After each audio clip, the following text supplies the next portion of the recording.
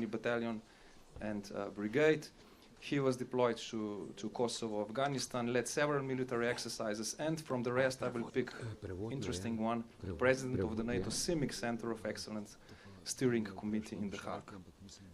General, what are your thoughts about the present challenges and about the past transformations?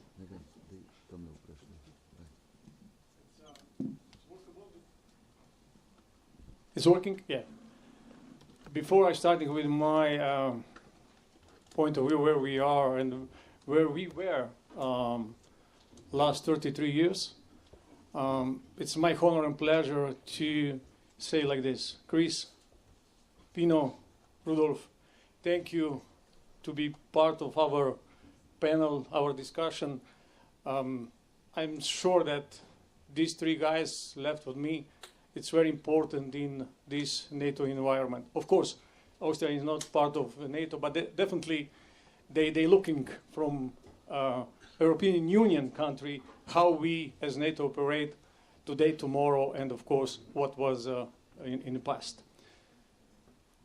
I would like to go back definitely 33 years, 34 years, when we start to build our military. Everybody in this audience in this room definitely know that Slovenia, 1991, declared independent, and through the war we have our country. Through the war we established our military, from territorial defense units to Slovenian professional forces. So what was crucial that time, and it's also actual today, conscript system. As we know, 1991 we start with many our boots, camp boots, and start to train our young population to be soldier inside of Slovenian forces or in reserve units. We were successful definitely through these let me say 10 years. We had a lot of our young population who passed all of this boots camp. 6 months was the time anyway, and we declared to be NATO member, NATO country, and we would like to join to NATO. Of course, this was very simple to say, but very hard to do it. I see these many things where we are working on that. The first is definitely reintegration from defense, territorial defense units with own task, own purposes, to modern Slovenian armed forces. And this was a process 13 years. 13 years. So modernization was taken into account, money was growing up. Of course, we had this, as I mentioned, conscript system. But anyway, in these 13 years, from 1991 to 2004, we established good fundamental forces that everybody recognized that we are capable, that we are partner for all of NATO countries. And of course, 2004 was this our, for us, deadline that we are member of NATO. Of course, all of this year, we had a lot of changes. Many times we change our structure, we change equipment, of course, and we're working on standardization. So minimum capability requirements, interoperability was one of key tasks in Slovenian forces, how we will be better and how we can understand each other with our NATO partners.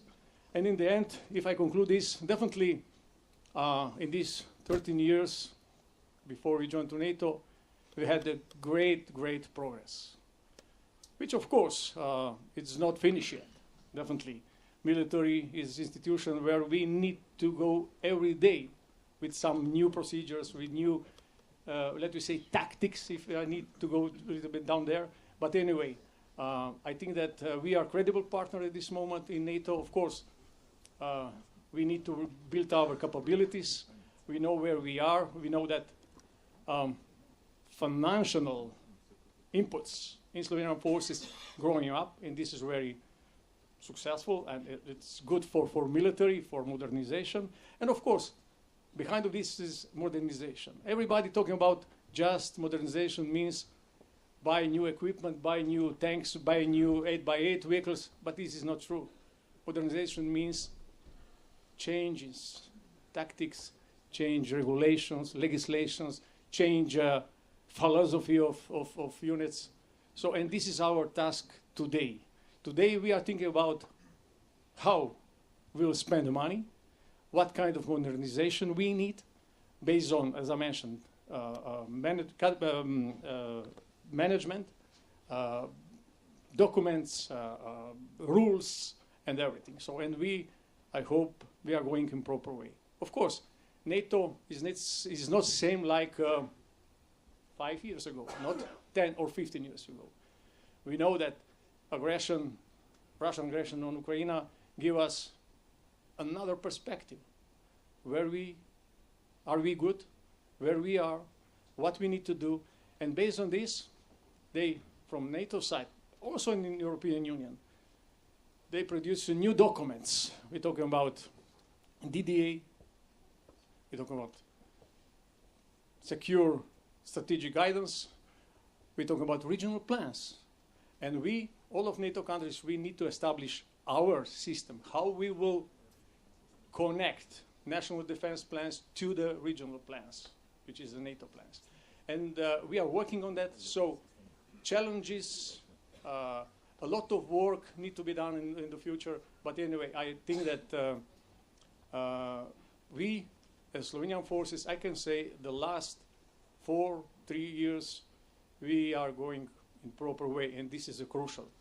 We are in proper way with money. We are going to pray with proper with documents.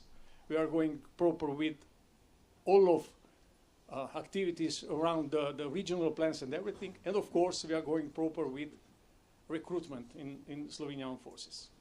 And so I will finish that we can see our light end of the tunnel. Thank you. Thank you, General.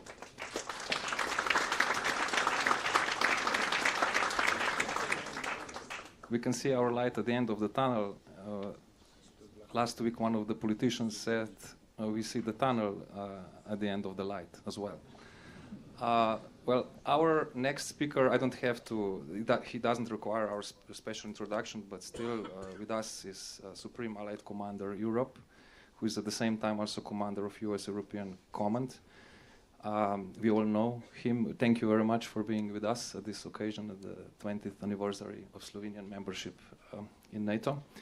His CV, if I just mention a couple of things, of course, he was commander at all possible levels, also from battalion, division, and US Army Europe level. He was commander of Regional Command West in Herat, in Afghanistan. My boss. And for me, important for me is that he has degrees from Princeton University, also Yale University, and biology, I was told, and also had fellowships at the George Marshall Center for European Security Studies in Garmisch-Partenkirchen. This is also important for this community here. So, General, the floor is yours. Present challenges with some view of the past as well. Thank you very much. First of all, let me say what a pleasure it is to be on such a distinguished panel with people I work so closely with. Second, my deepest congratulations to Slovenia for your 20-year anniversary of your joining NATO, which truly is the greatest alliance in the history of humankind. It's a big deal. Robert has pointed out very interestingly that you only spent 13 years. You've spent more time in the alliance as an independent country than out of it, and how things have changed during that period. The NATO that you joined was focused on out-of-area operations, small rotational patterns that were very predictable and produced smallish organizations to go far away and do a specific operation at a time of our choosing. And that's the NATO that Slovenia joined. And Slovenia jumped right in and participated in all of the big out-of-area operations at a very, very high level. as General Glavash said, the first time we met was in Afghanistan serving together. However, in 2014, as our moderator told us, the bubble of peace in Europe burst, and the alliance very quickly reoriented. And at the Madrid summit, heads of state and government of the members of the alliance instructed SACEUR immediately to implement the strategic approach of deterring and defending the territory of the alliance. And from that time forward, we have been focused primarily, not exclusively, but primarily on reestablishing our ability to conduct collective defense of the territory of the alliance. The first and biggest step in that process was the development of our plans, the functional plans, and critically, the regional plans, which are classic plans for the defense of territory. They assign forces, tasks to perform on specific pieces of geography. And this has been a fundamental change for us. The plans drive so much that will transform the military arm of the alliance, Allied Command Operations. First of all, they produce a force structure requirement. So for years, we've spoken about 2%. For years, people have wondered, is 2% an arbitrary figure? It's no longer a question. We have a specific shopping list of things we must buy or create or establish to be able to execute our plans. Second, we will have new command and control arrangements that will specify and align headquarters with specific parts of geography. Third, we have a new force model. Instead of a rotational, predictable method of force generation, we now have standing readiness at 3 tiers, tier 1, 2, and 3. And this alone has made the forces available to SACEUR in the case of the operation of the plans. We have increased the forces available by more than 700%. And I should thank Italy publicly for your recent commitment of even additional forces to the Allied Reaction Force, which is an external force for out-of-area operations. So we will have a new set of readiness requirements. We will have a new exercise program in which we can rehearse the critical aspects of the plan. And then finally, and perhaps most importantly, we will have a new set of authorities that allow the alliance to react speedily and accurately at the time of need. So this is about transforming our alliance from the former model of predictability and small-scale out-of-area operations to large-scale defense of our property, our territory, in all aspects and in all locations, 360 degrees. Again, thank you for the opportunity to talk with you.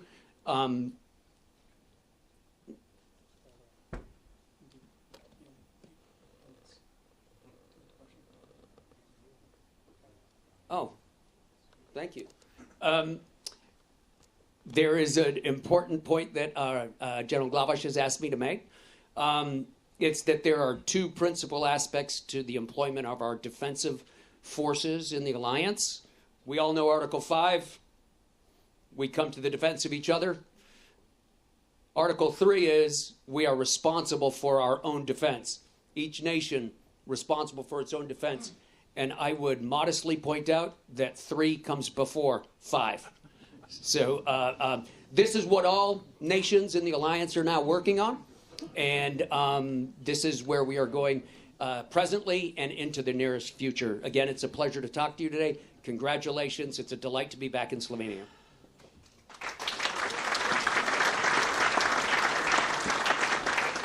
Thank you. Thank you. Our next speaker is Admiral Giuseppe Cao Dragone, Chief of Defense from Italy. He finished Naval Academy in Livorno, and he was first helicopter pilot, then jet aircraft pilot. He was first pilot on the newborn Italian Navy Harrier Squadron and the first commanding officer there. He was commanding officer at Italian aircraft carrier Giuseppe Garibaldi. He was commander of different levels in Italian staff system, like commander of Italian Joint Special Forces Operation Headquarters, of Italian Joint Operation Headquarters, Chief of the Italian Navy, and so on. He also has a karate black belt, so we feel pretty safe here on this side. Thank you. This curriculum has been written by my mother, of course. And second, thank you, Chris. I didn't know that we were so good. Thank you. Thank you. Good. Thank you very much to everybody. I'm so glad and so honored to be here in this team. Since I've been trained by the Marine Corps, my is astonishingly brutal English, so I will read, okay? Well, after the Cold War, our alliance was in a period of transition and in deep adaptation. It was trying to redefine its relevance in a changing global security environment.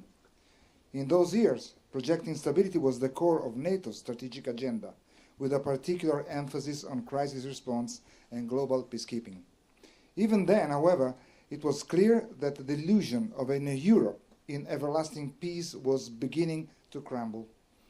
Russia's annexation of Crimea in 2014 has harshly revealed the fragility of this vision, calling into question the post-war European order and prompting NATO to rethink its defense and deterrence strategies.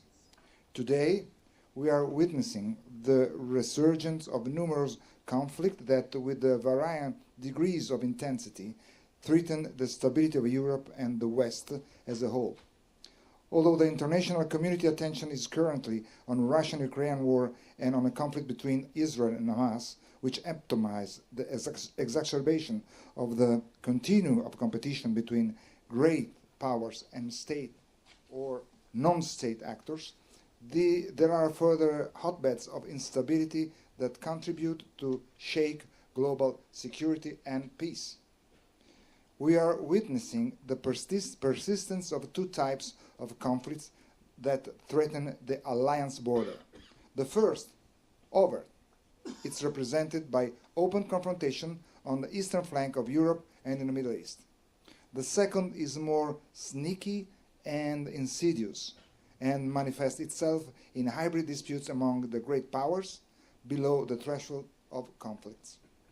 I'm referring to the destabilization campaigns carried out by Russia and China in the Sahel region to influence migration flow and energy supplies to Europe. I also observed the proxy war waged by Iran, which concerned the serious hybrid reverberation of Middle Eastern crisis on the Lebanese, Syrian borders and through the Houthis against trade in the Red Sea.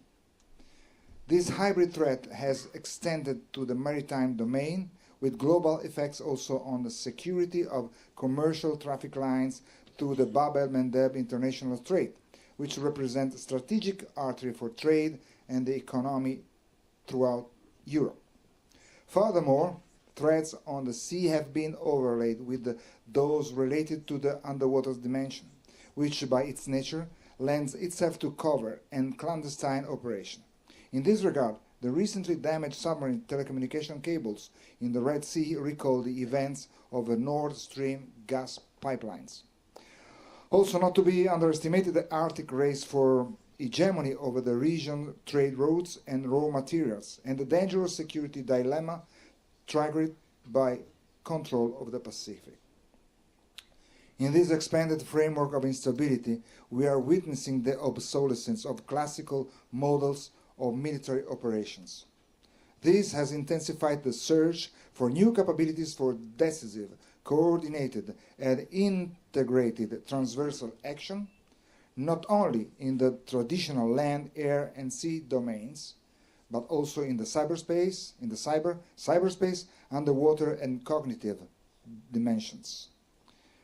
The risk of malicious behavior has thus gone beyond the physical boundaries of the battlefield and overlapping with its pervasiveness in the dynamics of the daily life has reached not only individuals but also the decision-maker sphere at all levels. The development of NATO Strategic Concept 2022 marks a remarkable paradigm shift in the alliance approach to global security challenges. In a framework in which the Russian threat is defined as more significant and direct, the risk from terrorist groups as persistent, and China as a source of systemic challenges, NATO must address an increasingly complex, interconnected, and blurred security environments. To meet these challenges, the Alliance has adopted a unified and comprehensive approach, including defense against hybrid threats by strengthening global partnership. The three core tasks that underpin the Alliance's new strategy, deterrence and defense, crisis prevention and management, and cooperative security, are now at service of collective defense, which remains the keystone of the latest strategic concept. Thank you.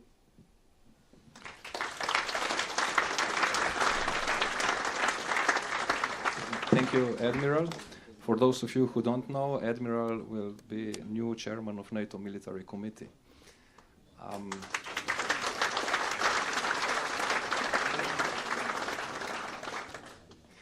Okay, and our next speaker is General Rudolf Stradinger, Austria's Chief of Defense Staff. Now, again, he carried out all different commanding missions in Austrian armed forces. Among them, commanding officer of EUFOR Altea, among them Chief of Staff of the Federal Minister of Defense, also Director of Armed Forces Security Agency, Counterintelligence, and the Deputy Chief of Defense Staff. So, General, how do you see the present challenges and the past transformations from the perspective of a partner and a neighboring country of Slovenia? Thank you. Admiral, Generals, ladies and gentlemen, first of all, I want to thank you, Robert, for inviting me to this distinguished audience and the possibility to share with you Austrian views on working together with NATO. Not on NATO, but on working together. I may have to make a point out of that. And it is an honor for me to be here. And I do that because all of these generals and admirals are good friends of mine, and it's good to have them again and the possibility to talk with them. And as I mentioned, Austria is a neutral country, and I want to go a little bit back into the history. Why are we neutral? After the Second World War, Austria was occupied by 4 winning nations, I would say, and we were occupied for 10 years. And in 1955, we got our freedom, and this freedom was a little bit linked to our neutrality. And if you think back at that time, on the western side we had NATO, and on the eastern side we had the Warsaw Pact, and Austria was a little bit in the middle of these two blocks. And during the following years we prepared our defense into more or less officially all directions, especially into the east, of course. And after the end of the Cold War in 1989, also our strategic situation changed step by step, not immediately, but step by step. I only have to think about 1991 at our southern border, for example, where we had a war. In 1995, Austria joined the European Union, and by that our neutrality changed a lot. We had the neutrality according to Switzerland, but we have now a situation where neutrality is overruled by European Council decisions. And that is a very important point, and we have that, for example, concerning our support for Ukraine, that even if some country is in war against another, we have the possibility to support one of the both according to the decisions of the European Council. In 1995, we also joined the Partnership for Peace program of NATO, which is very important for us. And the aim of it is reaching interoperability by standardization. And what we since then are focusing on is working together in exercises, working together on missions. And in 2015, we also entered a special group of partners called Partner Interoperability Advocacy Group, where we had 7 non-NATO members in it. At present, they are 5 because Sweden and Finland left this group because of joining NATO. But these 5 are, beside Austria, Switzerland, Ireland, Australia, and New Zealand. And what we focus on is exchanging information and getting by that even better knowledge and understanding of each other. Austria, were the first nation to finalize the individually tailored partnership program with NATO. And the aim of this partnership is NATO and Austria foster political dialogue and practical cooperation with a view to the promotion of international peace and security. Secondly, the Austrian armed forces are effectively and interoperable with those of NATO. And third, NATO and Austria cooperate to address the full range of current and future common security challenges. And we are very proud to be part of this close cooperation with NATO. And by that we are also able to cooperate in missions abroad, for example, KFOR in the Kosovo, or now we are starting to participate in the NATO mission in Iraq. And we of course participate in this regional cooperation as we have with the Defense Cooperation Initiative under the guideline or leadership of Italy, and being part of a lot of countries around the Western Balkans. For us as Austria, NATO is the security provider for Europe to defend the continent. And from my point of view, beside the things I already mentioned, the most important thing is to provide military mobility, because Austria is more or less lying in the middle of the continent, and if you go shift troops from east to west, for example, or from south to north, you will cross Austria more or less, and therefore we want to make sure that this transition through Austria is a transition in a protected area. Thank you.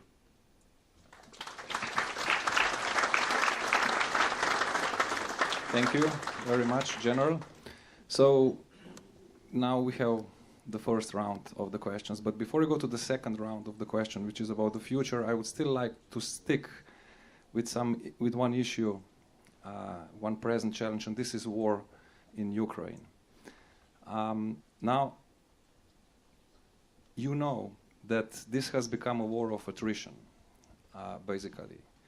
We are looking for old armaments, all ammunition in our depots. We are seeing that dynamics of war has stopped there to a certain extent.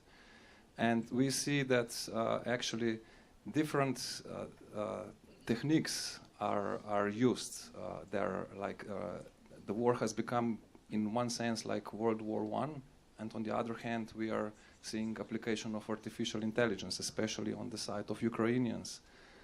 My question is, and also drones, unexpectedly to some, but the use of drones is huge there. Even platoon sometimes doesn't move without the drone coverage. So my question is now a little bit more technical. How do you see the events in Ukraine? How do you see this attrition, this issue of attrition as a challenge? And then we go to the future. It's working here. When we, in military, in our general staff discussion with Ukraine and related to war there, for me it's very simple. This is a First World War system, how to fight. bunkers, obstacles, minefield. So, and this moment, it's like in chess when you play pet situation.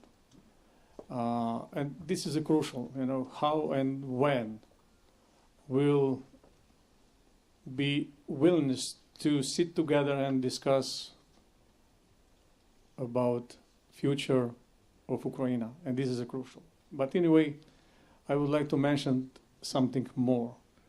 Slovenia and Slovenian forces definitely support Ukraine from very early stage of war in Ukraine land. We send, and we will continue this military support, political support, and all of support as we thinking about. So we sent a lot of materials. We sent, as you mentioned, drones, we sent tanks, we sent infantry fighting vehicles, gasoline, ammunition, and something like that. And as I mentioned, we will continue to support Ukraine for its fight against Russian aggression. We were in the same situation in 1991, but we didn't have so many supporters to support us that time with ammunition, with new equipment, with new rifles and everything. And everybody who was 1991 inside of territorial defense units or volunteer, they can confirm this. We today send to Ukraine a lot of materials to help him. Is this enough? I don't know. Do we continue? Probably the question is our military industry. It's this military industry in Europe or wider, they have capabilities and capacities to produce so many thousands, millions of rounds, ammos, vehicles, and everything. This is a question, and this is a definitely problem. And of course, we as Slovenia per capita, we can say that we are top on countries what we send with ammunition, with everything. So, and I see, I don't see in the future, very close future, I would say it like this, end of this war, because we didn't start to negotiation, we didn't start to thinking that Ukraine will be inside of previous borders, not as today. So, and when will be this? I don't have magic ball to say this will be tomorrow, or next year, or after 10 years. I don't know. Probably my colleagues from left side they mentioned something more, because secure. I know that he is very watching all of this in Ukraine, and he can say, or they can explain something more than we. Thank you.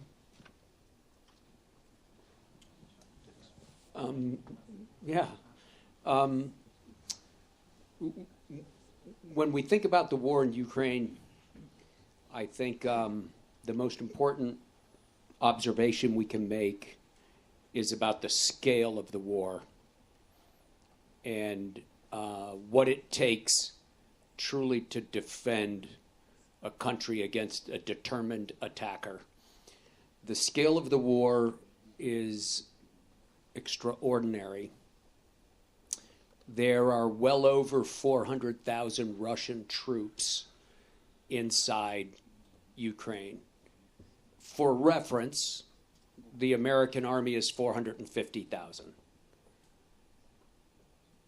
The Russians have lost 2,500 tanks. For reference, we have 7 countries in the alliance that have 0 tanks.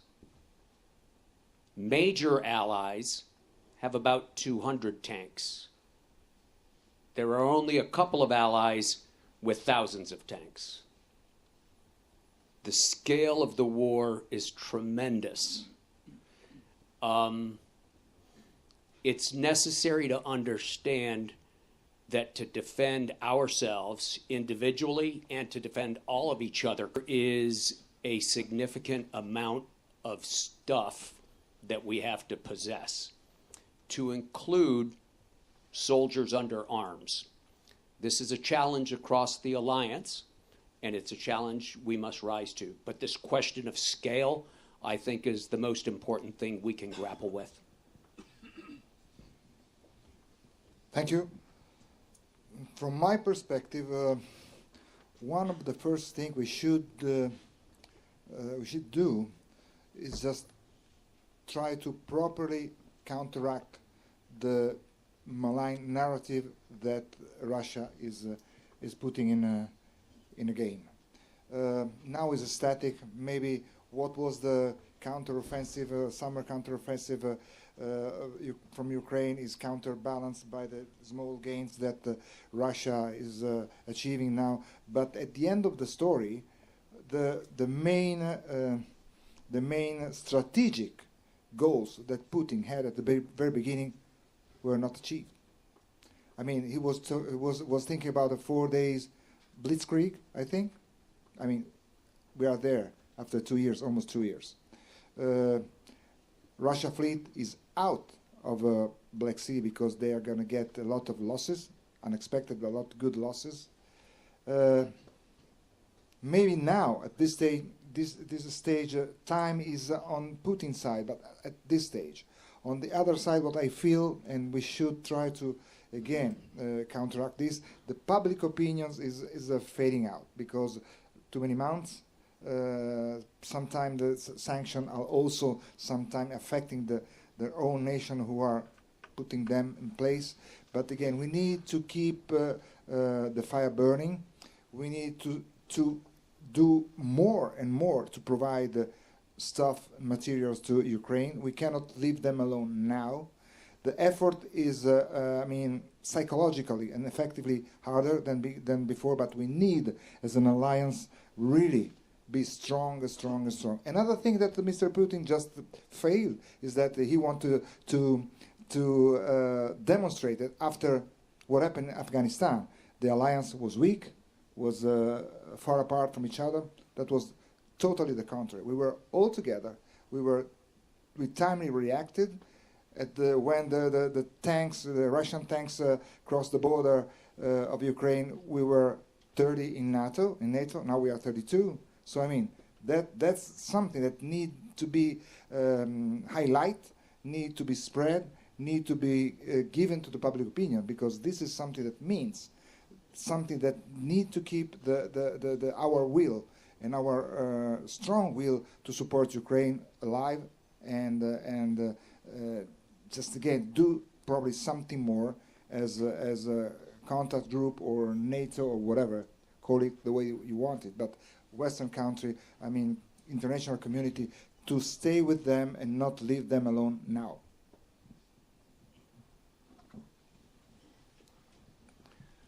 You know, our neutral status makes it very clear that we support Ukraine in a special way, not in a military, but in a humanitarian way, with a lot of money and a lot of other support. And by that, we make sure that we are also a contributor to support Ukraine. When I take a look at the kind of war, then of course I agree to Robert that some parts of this war are more or less the old war. But there are also some aspects which are a war, the kind of war which shows us a little bit the future.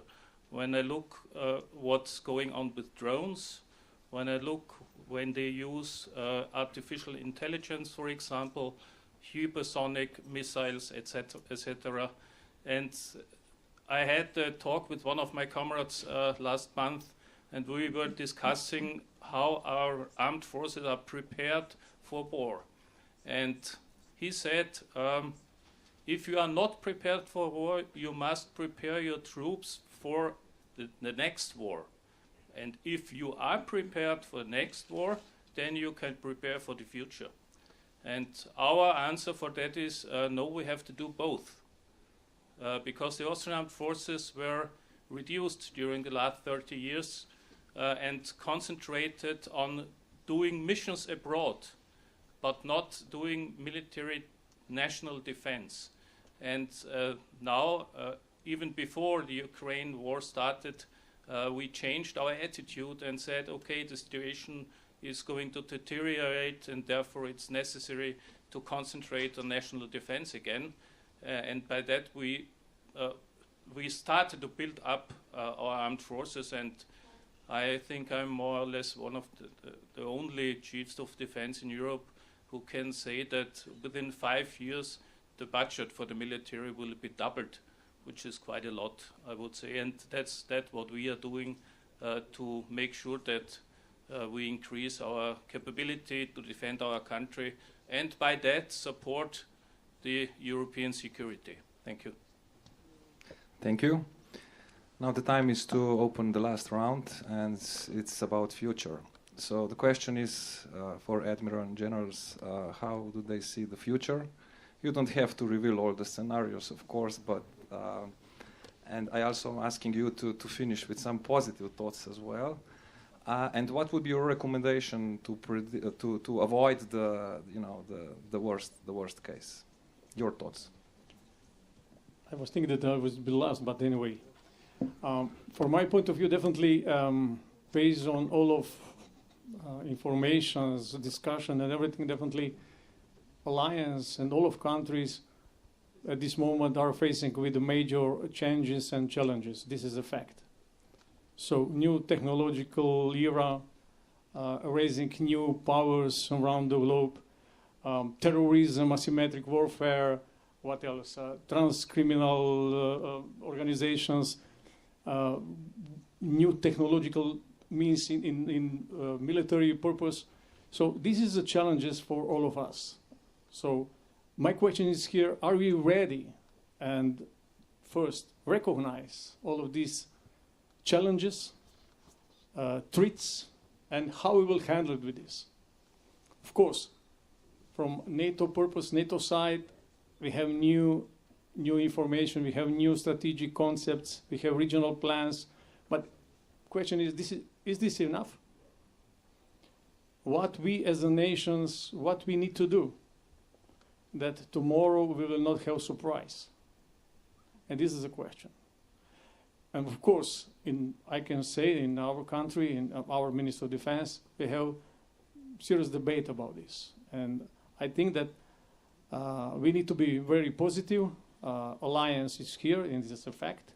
We need to be strong, we need to be together, and definitely with cohesion in alliance, with interoperability, as we say, we will survive and we will be better and better and better. And then we can say, look at, we are here and we can respond for every ways and every threats in the globe. And this is very simple. So question is, do or if we are ready for this business. Very simple. Thank you. The future, to me, is very clear. We have challenges today. We'll have challenges tomorrow. But when, in my opening remarks, I described this as the greatest alliance in the history of the world, it is because we know how to overcome challenges. We have always done that. We have had many challenges in our history, and we'll have many more in the future. But the fact is, we have always come together, and we have always surmounted those challenges, and we've done it together. My view of the future, my prediction, is that this alliance will be larger, this alliance will be more unified, and this alliance will be securing the liberty and the freedoms and the prosperity of more than 1 billion people long past my passing from this earth.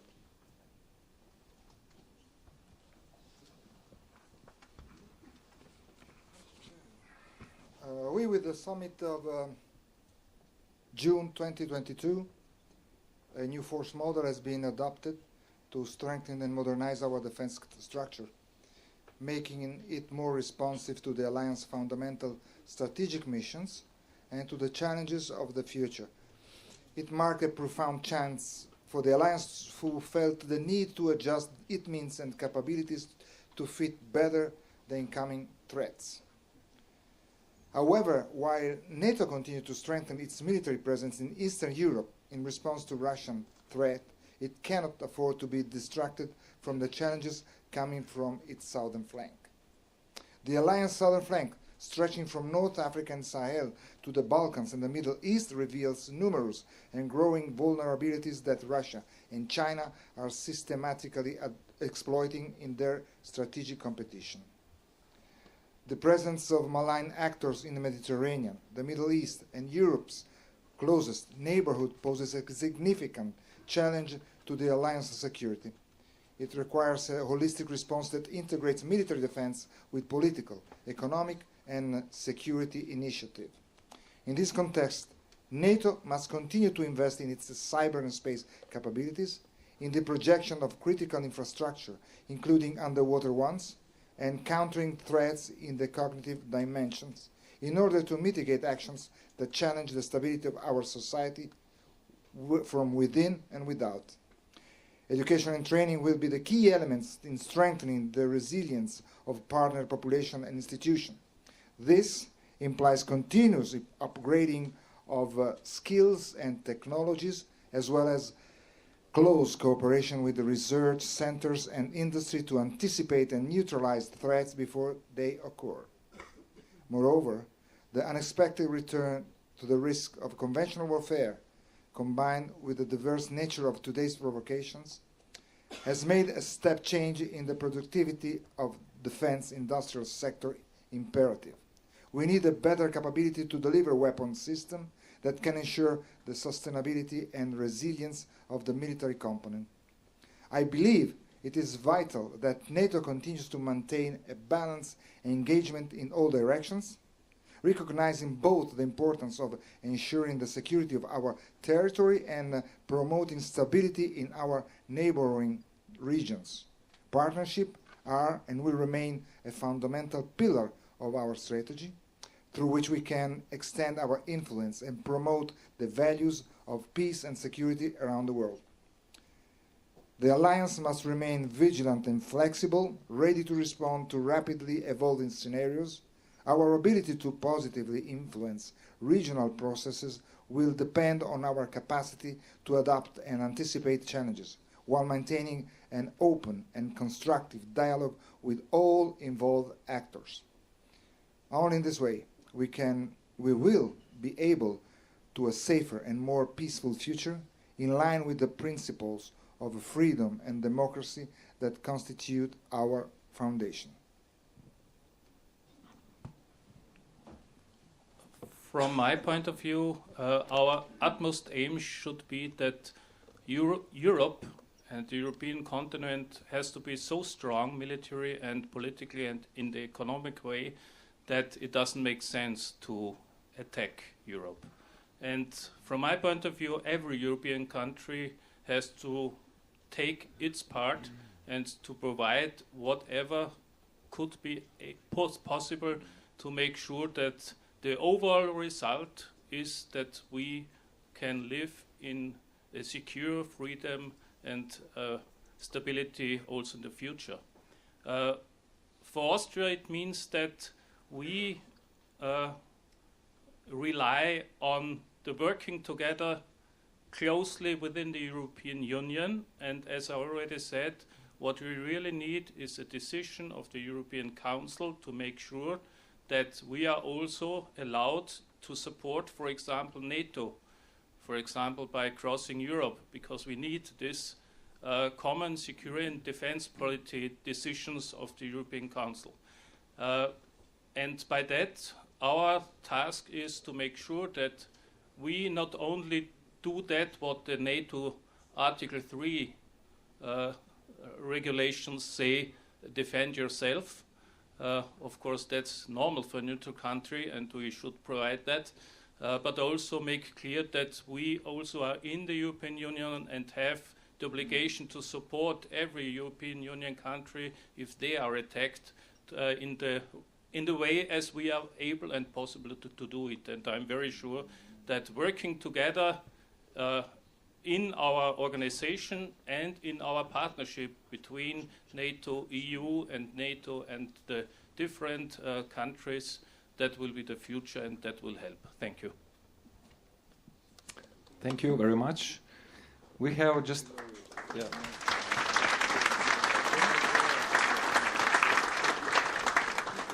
We have a luxury right now for one question, maybe two, but depends on the first question. So would anyone like to pose a question to our guests? Okay, I will not ask again. Yeah. So just to sum up, well, first, thank you for all your remarks on challenges, on your thoughts, also your thoughts on future. Very interesting, also sobering, and thank you for your optimistic and positive tone. This is what we need from generals and admirals in these times.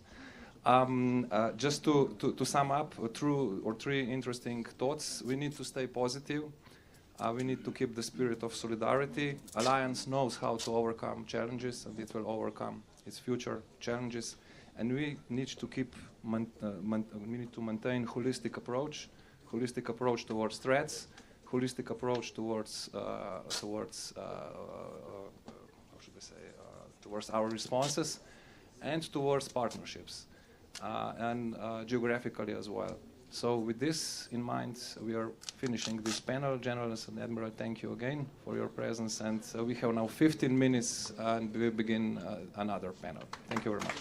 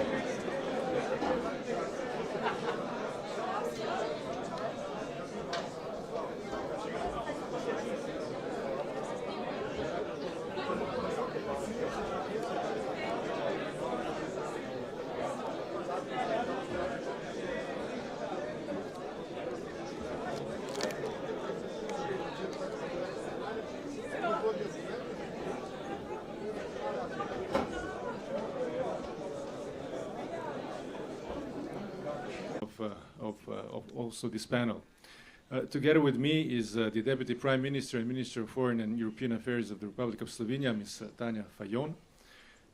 Also here with us is the Secretary General of NATO's Special Representative for Women, Peace and Security, Ms. Irene Ferlin. Also with us is the former Minister of Foreign Affairs of the Kingdom of Sweden and the current Chair of the Memorial Foundation of Ann Lind, that's Anna Linde. And also Professor Dr. Ljubica Jelušić, who is not only a full professor at the Ljubljana University, but also our first former Minister of Defense. So welcome to you all. And this panel will be devoted to the issue of women, peace and security with a view to approaching the summit in Washington. Let me say that I'm extremely glad that we are discussing this particular issue because it goes to the core of what NATO is really about, and NATO is about our values. The alliance exists to defend our way of life, and this political nature of the military alliance, which is a political military alliance, is also inscribed, as many of you know, in the motto of the North Atlantic Council itself, which is Animus in consulendo liber, meaning free minds in a free discussion. So democracy and the defense of democratic way of life and civil liberties is essential to NATO. And that is also why we're celebrating its 75th anniversary, because otherwise, as a purely military alliance, it is really doubtful if NATO would have survived as such. But because it is a political military alliance, it is extremely important that we also remember what is it that it is all about. And the issue of women, peace, and security really cuts to the core of the fundamental values that we are also promoting in our work at NATO. I would like to say that this issue that we're discussing here is actually a cross-cutting issue in the sense that it does not only affect NATO's recent history and activities, but also the recent history of Slovenia as a country, as a state. As you know, we became independent in 1991 on the basis of the democratic processes which really took off in the 1980s. And part of those processes were also extremely strong currents as far as women's rights are concerned. In 1991, after our independence, the events in the former Yugoslavia went in a direction that we're all familiar with, to the point that the events in the Western Balkans were also one of the reasons why in 2000 the United Nations Security Council actually adopted the resolution 1325, which will be also marking a quarter of a century of next year. And that resolution basically addressed also some of the things that happened in our nearby neighborhood, also when it comes to violence against women, also when it comes to some of the other aspects of that conflict that many of us are quite familiar with. And that is how the Women, Peace and Security agenda was launched, to make sure that when we approach the issue of security, we always also have a gender perspective and also take into account also issues that relate to women and girls. And that is why we talk about 4 pillars of Women, Peace and Security agenda: prevention, protection, participation, and also post-conflict rehabilitation and reconstruction. Officially, NATO became even more engaged in promoting this issue in 2012 when it for the first time appointed a special representative on women, peace and security. But even before that, the alliance became aware of the fact that, especially in its expeditionary mode in Afghanistan, it was essential also to have this gender lens, also when it comes purely to operational effectiveness on the ground. In that sense, it was extremely important to also have female soldiers on the ground, especially when conducting searches, when being in touch and having contacts with the female population in Afghanistan.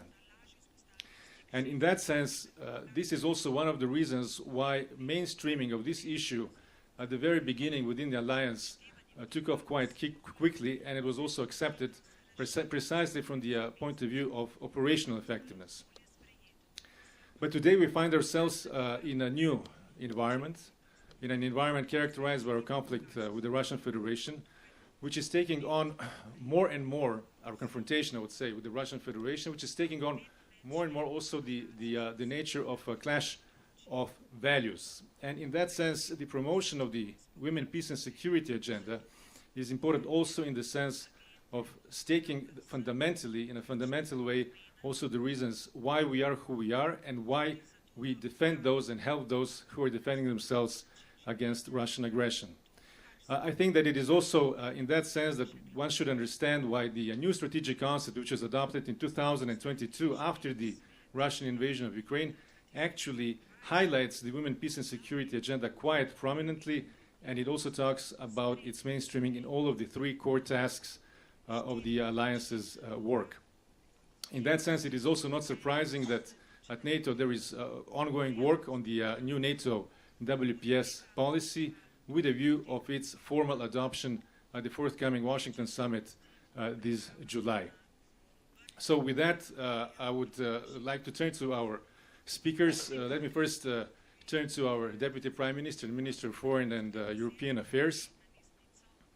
Ms. Tanja Fajon has been engaged on the issue of women, peace and security quite prominently. As you know, 2 years ago when she took office, she also declared that feminist foreign policy is an integral part of Slovenian foreign policy. And this is also on the basis of her work in the European Parliament, which has served for 2 terms from 2009 to 2019. And today she has also a very interesting position to be able to mainstream this particular approach on a global scale, because, as you know, Slovenia is a non-permanent member of the UN Security Council since the beginning of January. So with that, Minister, the floor is yours. Thank you very much. Good afternoon, and thank you, Dr. Andrej Benedejčić, for this nice introduction. I think this is a very exclusive panel, having 4 ladies at the panel, and you are very brave to lead us through this discussion.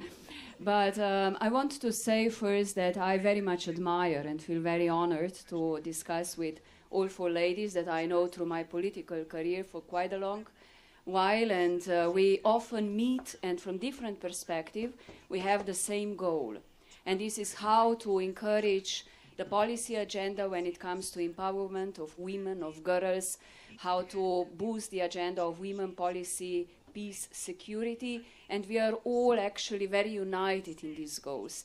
But allow me first to give a little bit a general analysis of the situation where we are today when we are celebrating the 20th anniversary of Slovenia in NATO alliance. As you said, we share our values of peace, stability, security, also democracy, the rule of law, solidarity, and this is very important, women, peace, security agenda.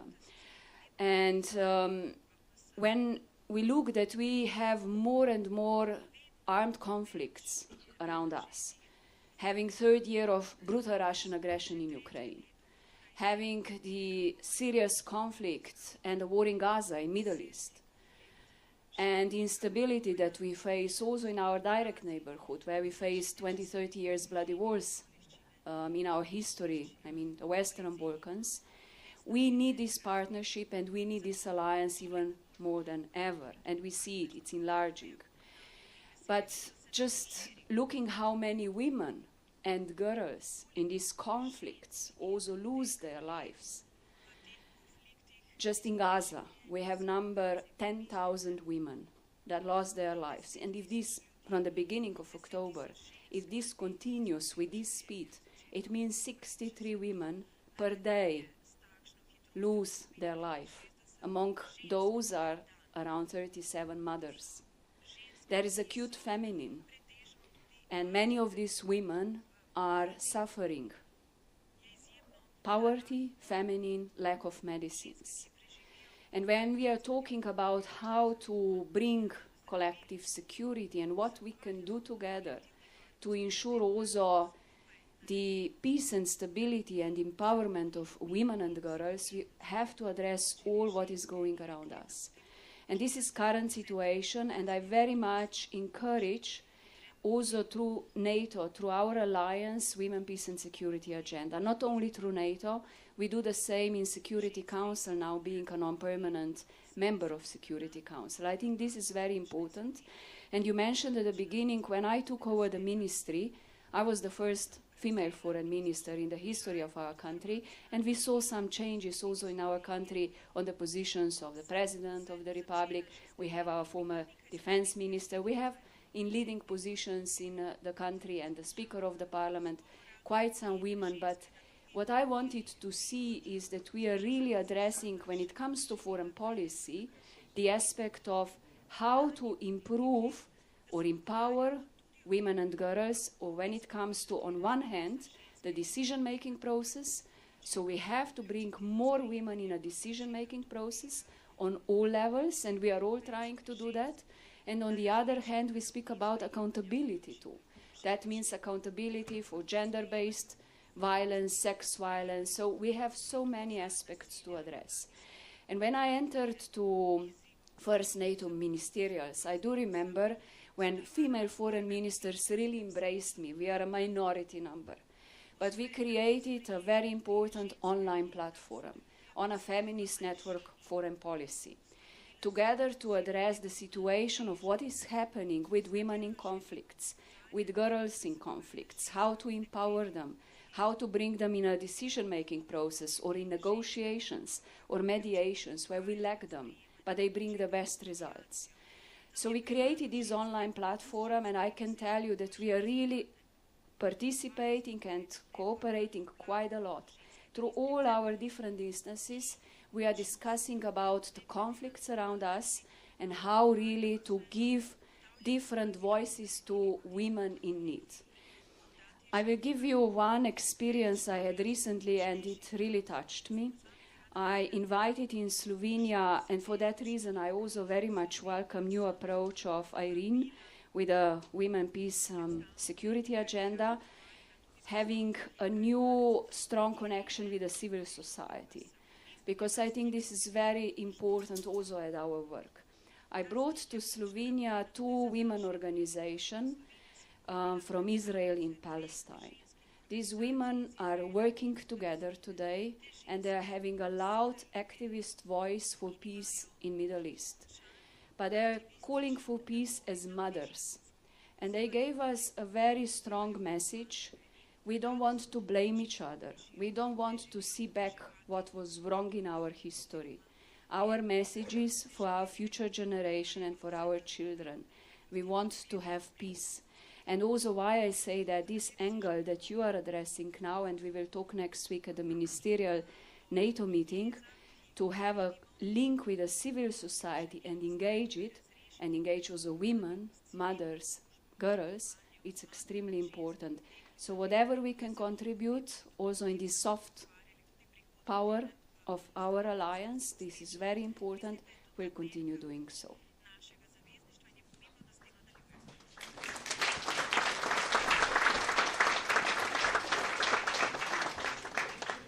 Thank you, Madam Minister. And I think it is extremely important what you said also about Slovenian engagement when it comes to the situation in Gaza. Also, the recent resolution of the UN Security Council calling for ceasefire was very much work of the Slovenian Foreign Ministry and of you personally.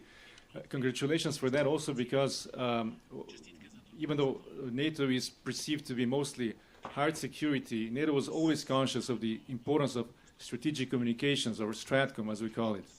And in that sense, also within the discussions in the alliance, there are more and more allies who are pointing out the fact that the situation in Gaza is affecting also our image in the global south. And our image in the global south, also as the collective West, is important when it comes to Ukraine. In that sense, the issue of Gaza does have more to do with Ukraine than we think. And initiatives like that then also help in addressing this particular issue. But speaking of Ukraine, I mentioned before that the position of the Special Representative of the NATO Secretary General for Women, Peace and Security was created 12 years ago. That was at the time when NATO was still in very much in an expeditionary mode, when we were talking about maintaining our ability to work together so that we can fight together either in the high north or in the tropics. Now we are in a different reality. And when we talk about ensuring that the WPS agenda is applied in all the core functions of the alliance, deterrence and defense, crisis prevention and management, and also cooperative security, we are actually now more focusing on the first core task, which is deterrence and defense. That, of course, also presents challenges for the NATO Special Representative on WPS. And in that sense, of course, Ms. Renfelin, we are very much interested also in your thoughts. Please. Thank you very much. And thank you, first of all, for the invitation. Looking at my calendar, I realized that I was here exactly 1 year ago in my first visit to Slovenia. We had the possibility to talk. It was a very important conversation about civil society that we had, among other things. I will come back to that. So happy to be here today, and extremely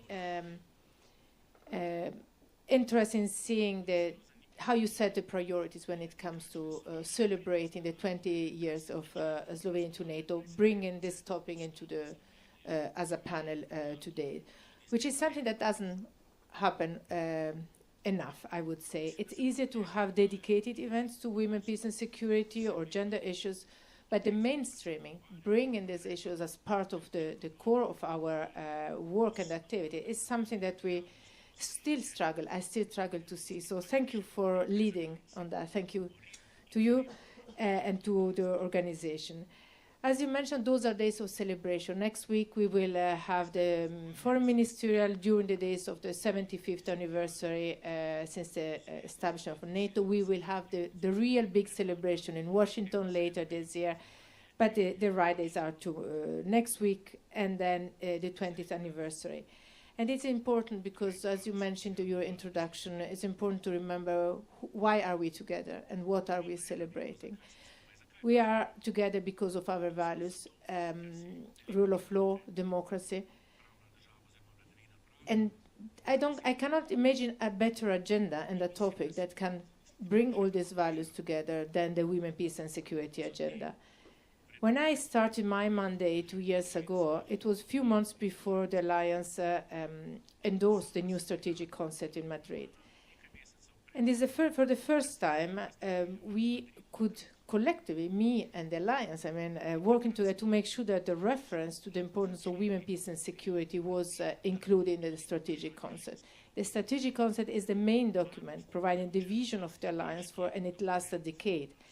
So I came and I told myself, you missed this opportunity to inject a reference in the main document, you can go home immediately, because how can I continue my work without having NATO fully convinced on the importance of this topic? But beyond the reference to the importance of mainstreaming women, peace and security across the quotas, we reference this as part of our values. We reference advancing the gender equality as a reflection of our core values. And this is who we are, this is our DNA, and this is why we are together and we are expanding as an alliance, because we are more and more sharing the same values. And then so extremely happy to be here with Anlind and that since 3 weeks, new member, new allied at NATO. And this is the values that then we translate into actions. And it's protecting ourselves, working on or alliance stability, on regional stabilities, and supporting ourselves. And this is a key role that Slovenia is doing in the neighborhood, in the region, but also in the bilateral support to Ukraine. And this is extremely important to look at this. Coming to what I do at NATO, I would like to use this opportunity to highlight 3 dimensions of the current war. One is the new Women, Peace and Security agenda. The second is engaging with civil society, an important area that already mentioned, and the specific work that we are trying to do with Ukraine. When people ask me what I do, what is my job, sometimes I find it difficult to explain.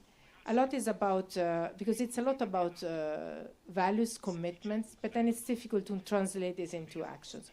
So what I do mainly is to work on a policy framework. It's trying to make the agenda understandable and translating this into actions for the military side mainly.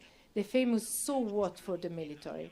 So we all agree on the principle, but then I know that many of the colleagues here in the room would say, okay, but then what does this mean for me? How do I translate this into an action? So we start from a policy and then we translate this into an action plan. So in these days, we negotiated the new policy. This will be endorsed in Washington at the highest level by head of state and government, showing the importance, the real political commitment to this topic. How did I approach this? I approached this being a translation of the strategic concept throughout a gender lens. What does this mean? Is starting for the current strategic environment, moving from a crisis management posture, so looking outside of our area of responsibility, from there into looking inside. What does this mean for the Alliance? Integrating women, peace and security and the gender perspective in our core task. Deterrence and defense, crisis prevention and management, and cooperative security. Everything that the Alliance does needs to have a gender perspective. Then how do we do this is how now we will move in the next step after Washington in revising our action plan and make this, translate this into concrete actions. Part of something new that came into in this policy is first the change of the strategic concept. The other is going back to the core pillars of the Resolution 1325 that Andre mentioned at the beginning. So the participation, the importance of the participation of women, protection and prevention. So from conflict-related sexual violence, protection of women and girls, especially in conflict, and the role that women can play when it comes to prevent conflict themselves. And another element I decided to add, because I think it's extremely important, is the role of leadership, is emphasizing the gender-responsive leadership.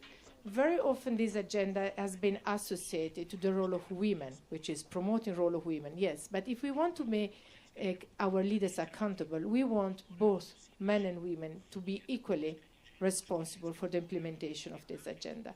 We cannot limit this to women, especially because we don't have enough women in leadership position yet. So if we keep this responsibility to us only, we will never see this agenda fully implemented. This is the main strategic objective, sharing this burden here, starting at home, in our work, and especially from our leaders. The second dimension I would like to answer that is also emphasized in the policy is the importance of engaging with civil society. This agenda comes from the grassroots. It comes from civil society. It is thanks to the movement on women's organization in the 90s that in the year 2000 the agenda came at the table of the Security Council. And this is why, for me, it is extremely important to maintain this strong bond with civil society, because otherwise we will lose the reason why we are doing what we are doing. And I do this in several ways, but I want to mention one tool that I have, because which is a civil society advisory panel, and I mention this because I'm glad, because one of the members, the Slovenian member, is sitting in this panel here with me. This is an informal consultative body that the special representative has to maintain a dialogue open with representatives from civil society. I relaunched this. We had this conversation last year on the importance of relaunching this, and we had the first meeting in January this year. But then it will last for 3 years, accompanying my work at NATO. But with civil society, I also work a lot in Ukraine, and this is my last point. How do we translate these agendas and this commitment concretely in what is the core business of the alliance? I kept engaging with a different level in the past 2 years with civil society, parliamentarian ministers. But now it's about the needs. A lot has been on the focus on the needs of women in the armed forces there. We saw an unprecedented increase of presence of women in the armed forces in Ukraine, something I think that none of our countries ever experienced in the history. Now, the question was, were the armed forces in Ukraine ready to absorb? They were not entirely. So I was in Ukraine 3 weeks ago, and I could talk again and see during my trip what is the impact that the war is having on the whole society. And in our response and support to Ukraine, we need to have a whole society approach. What do women need there in the different role they are playing, starting from their role in the armed forces, but then what it will entail for them being actively fighting and coming back tomorrow. Today what they need primarily is uniform. Women are fighting and without having uniform tailor-made for their bodies, without having bulletproof vests. So one of the projects I'm following now is to see how throughout our comprehensive assistance package allies can fund uniform for women, supporting an NGO that is called Armed Women Now, that had already designed and produced uniform for them. Another aspect that is extremely important is to look at the cycle of the role of women in fighting, and is the role of the veteran. We don't need to wait that the war is over to address this problem. We need to learn from the past experience. We need to learn how gender the reintegration of the armed forces is, and the fact that women are always left behind. So we are ready to do things in a different way today. So a lot of the conversation is how, so it will be in the next month, how to support Ukraine in having this approach, that it will be a gender approach to the veterans, and making sure that women will be reintegrated and their needs will be addressed in the two ways, being the veterans themselves or being caregivers. The Ukrainian society will be entirely a society of veterans in one way or the other. And in our support to them, we need to take this in consideration. So looking forward, those are my priorities. I intend to bring them to the summit in Washington for having a conversation at the highest level and to continue supporting them in the months to come.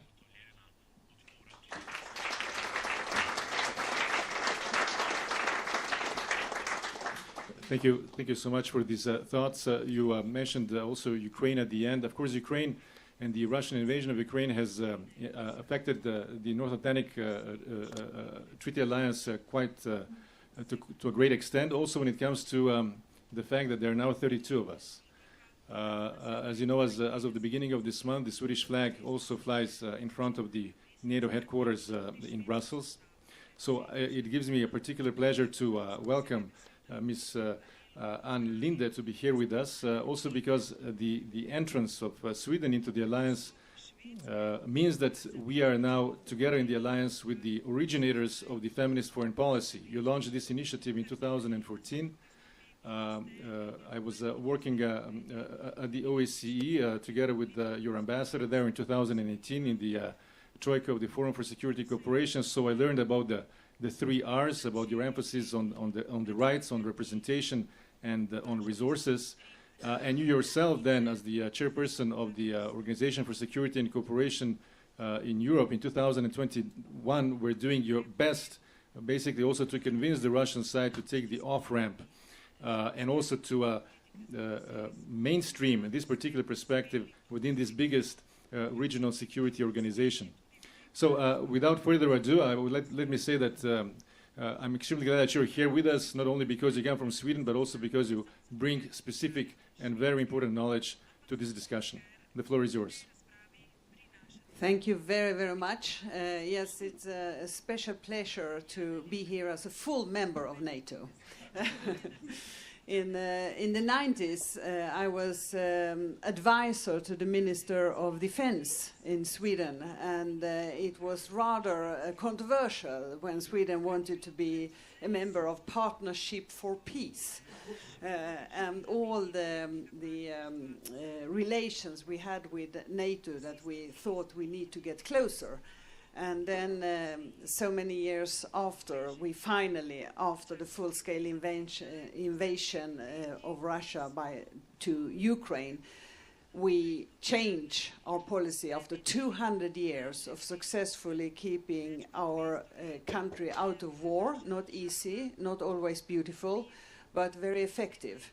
And if you have to change 200 years of successful neutrality, alliance, military non-alliance to something new that you don't know what that will mean for Sweden, that was not easy.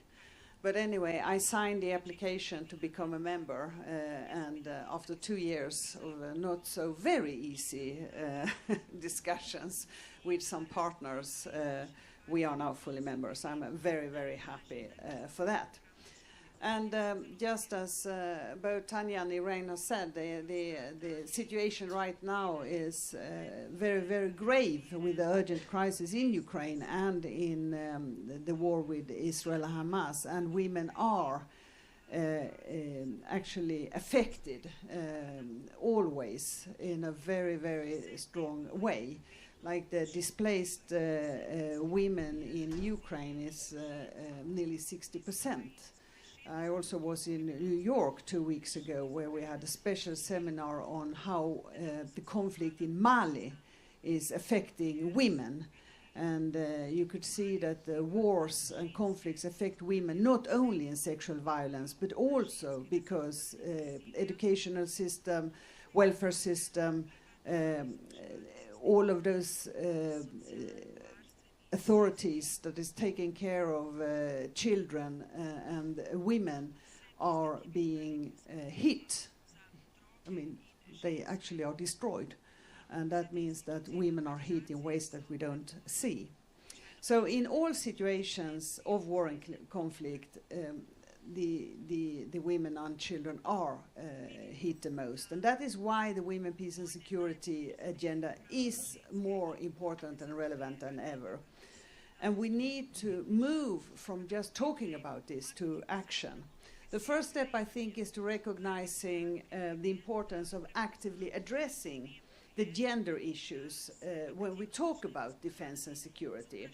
And it boils down to this: get women in the room, in the peace negotiation, in the open channels, in the back channels, and don't have gender issue as a separate agenda. Just like Irene said, I'm so happy that Tanya and everybody who has organized this celebration put Women, Peace and Security as one part of it and not a separate conference on it.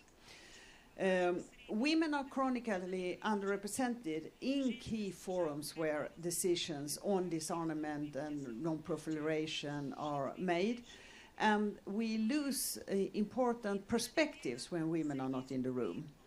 Another important issue is that if women are not in the room when you try to solve the conflict, when you try to negotiate peace agreements, crimes like rape will not be considered a part of the agreement, and that will not be asking for accountability. It will be seen as ordinary crimes and not as war crime.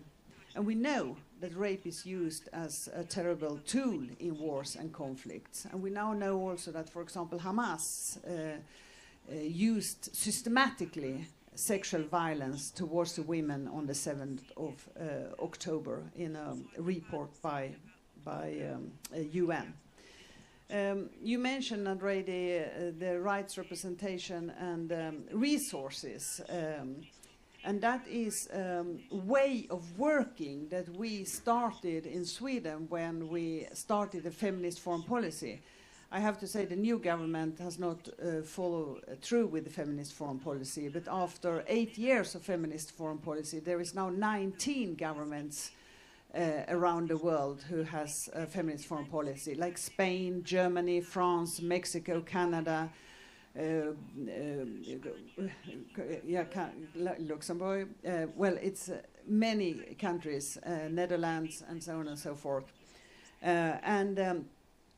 What we mean with this is that we should always see the rights. The conflicts affects group disproportionately, and we should always see what are the rights of the women in here.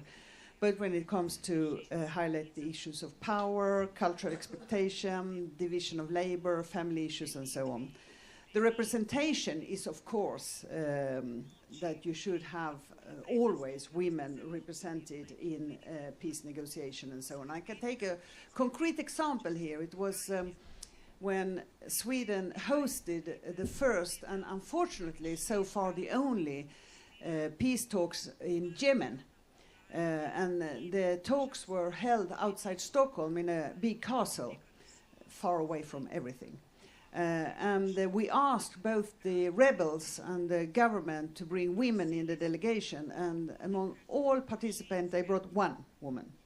So what we did was that we invited women both from the rebels, the Houthi rebels, and the government, and then we put them in that castle. So in the lunch and dinner and breakfast and in the corridors, there were the Yemeniti women. And I spoke on behalf of EU when I was foreign minister on Yemen. And I was in Yemen a couple of times. And I know how much the women has to contribute to. And that agreement is still the only peace agreement that is existing in Yemen. We are also in Sweden proud to host the NATO-certified Nordic Center for Gender in Military Operations. And that is a center that enables actors to apply gender perspective to every situation. It collaborates very closely to countries and organizations around the world, and now when we have become full members of NATO, we hope that that will be even more important. And I actually used that center when I was chair of OSCE in 2021, because we had, of course, feminist foreign policy then as well. And every year there is a meeting with all military advisors in each of the 57 countries. And I decided that this year we should be at the Nordic Center for Gender and Military Operations. Some of the military advisors thought this was crazy. Some of them said we don't come because this is not important. But after spending nearly 3 days in the center, they actually came to me afterwards, some of those representatives from the countries, and said, we have learned a lot. And that is not the least that you have to have a gender analysis for all missions.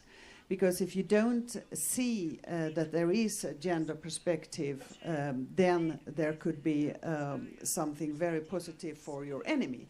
Just two very short examples. In Africa, in one of the conflicts of the big seas, there was not a gender analysis, and they didn't see that women were going to fountains to collect water alone.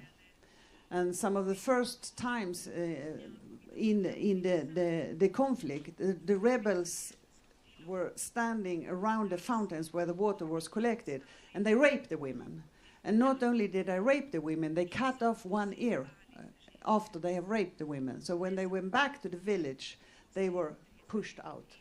And this is my former colleague in the government, who was Assistant Secretary General in United Nations UN Women, who was there and met these women with only one ear. Had they had a gender analysis, this would probably not have happened. And another issue is, of course, when you have a body search to get into camps.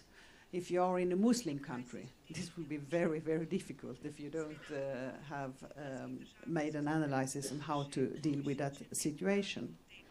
At the chairpersonship, I also started a special representative for gender and an advisor group on gender to advise OSCE.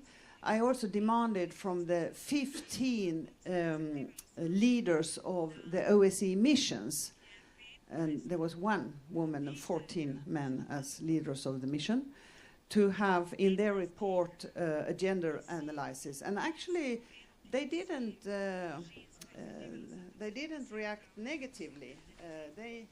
They did it, and I think that hopefully there was some learning to do, and hopefully it continues in a good way. Finally, I would just say that now Slovenia is a very successful member of the Security Council, and I'm so happy that Tanja and Slovenia has also followed suit of what we did when we were member of the Security Council in 2017 and 2018, because we had a very clear perspective that on all briefings there should be civil society representatives and women. And first it was the normal, there are no women, and there is always women. So if you just demand that there should be a briefer who is a woman, then you find it. It's not difficult. And also we insisted to have gender perspective, including information on women's role in the different peace discussions, the different agreements that should be taken by the Security Council, and never ever be without a gender perspective in this. And that has, I think, also changed the way of thinking for many. And actually, the Secretary General, Antonio Guterres, is a champion of this. He talks about this a lot, and I think that's very good. So by that, I would just say that I very, very much hope that Sweden will use these experiences when we are now a full-fledged member of NATO. And I'm so happy to be able to say to all of those women organizations who said that when we become a member of NATO, we will not be able to continue to be the most gender equal society in the world, which we are now, because we will not be allowed to push for women, peace and security agenda. And I am clearly sure that the answer to that question is yes, we will be able to continue to lead issues of women, peace and security, also as full-fledged member of NATO. Thank you.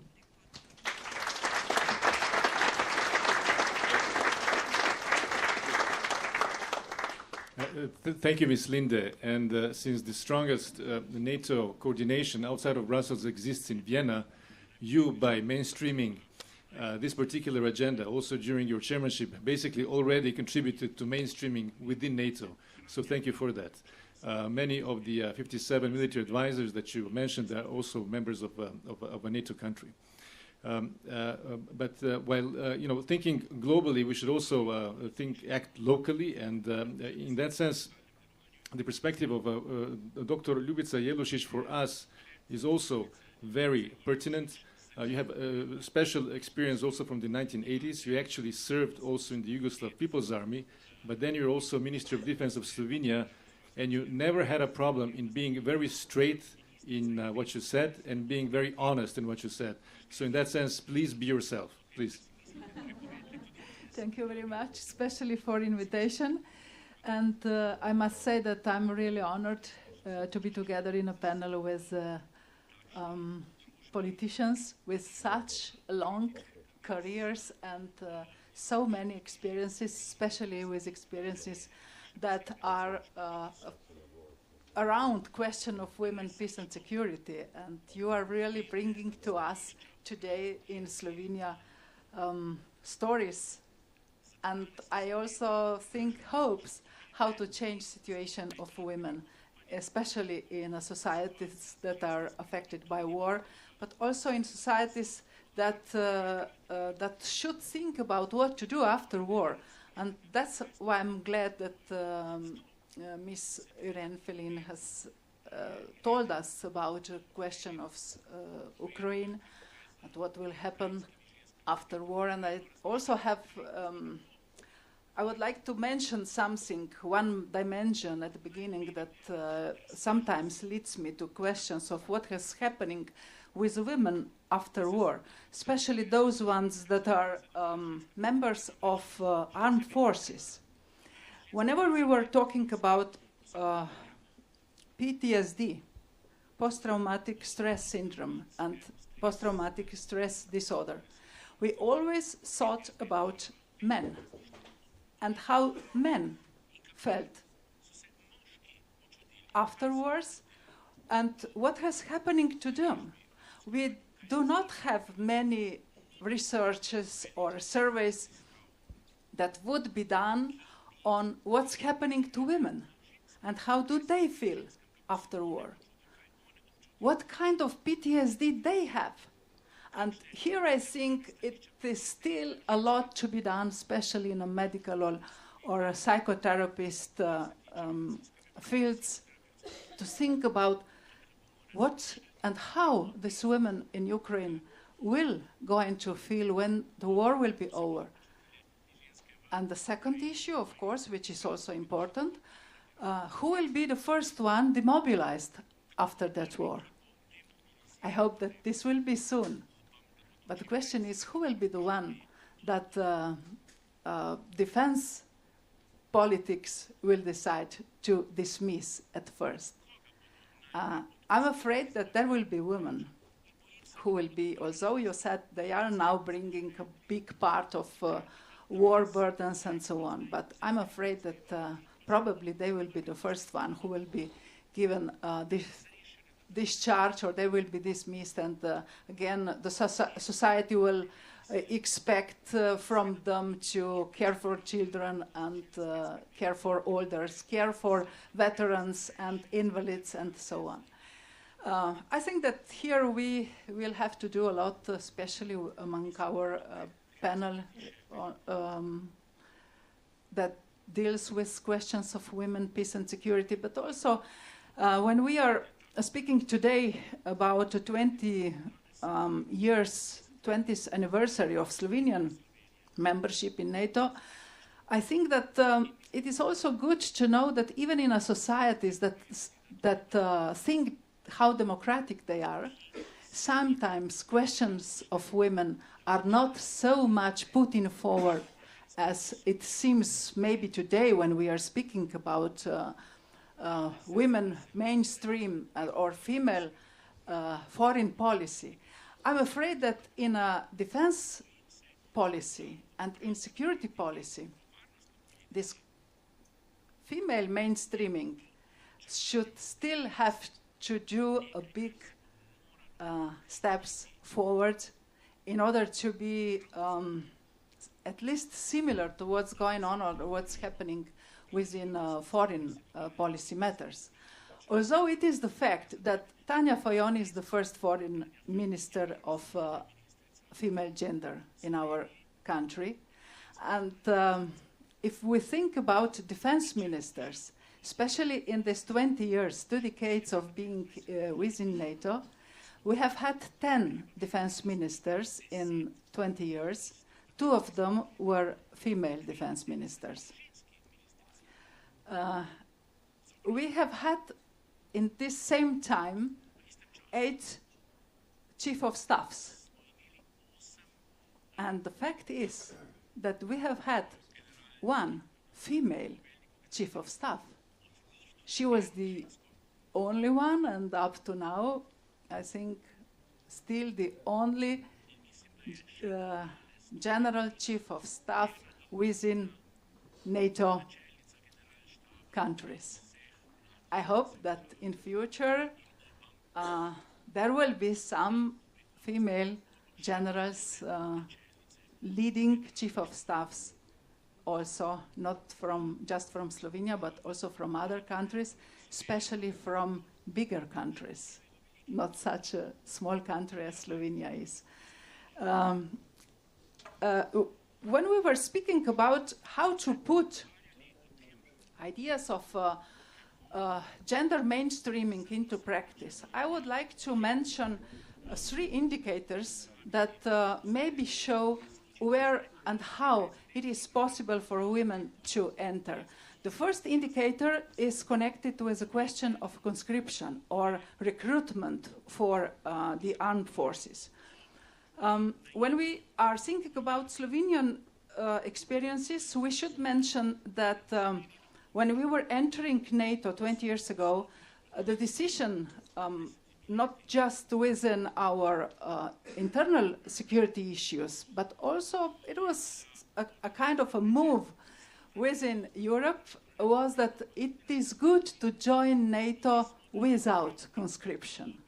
And this is something interesting for me because the last 2 countries that joined NATO, Finland and Sweden, had conscription.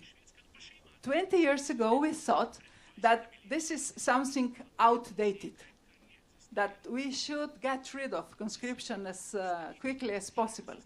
But for a women perspective, it was important to get rid of conscription because this was the only way that women were able to come into rank and file. Of course, we did have some women within Slovenian armed forces after independence, after 1991. Mainly, these were women in officer ranks. We didn't have occupational soldiers at that time, neither in a male structure and, of course, even less in a female structure. But approaching to NATO meant for us that we will also have to change our recruitment system into professional one. And having all these debates about professionalization of Slovenian armed forces, it also meant that if there won't be conscription, which is meant for men mainly by us, not in Sweden, by us, it was just for men. And that's when society first, then politicians within the parliament decided to at least freeze military conscription, or one part of it, it's military service, then it actually meant an open door for women to enter. The second issue important at that time was also where to find a suitable working force for armed forces. And again, this was also a new field where women were accepted fully, and also they have had many opportunities to join, not just as occupational soldiers, as privates, but also as they were promoted into non-commissioned officers, and they were also able to join as officers, which helped actually many women to become somehow more self-confident, especially in ideas and in a field of decision-making.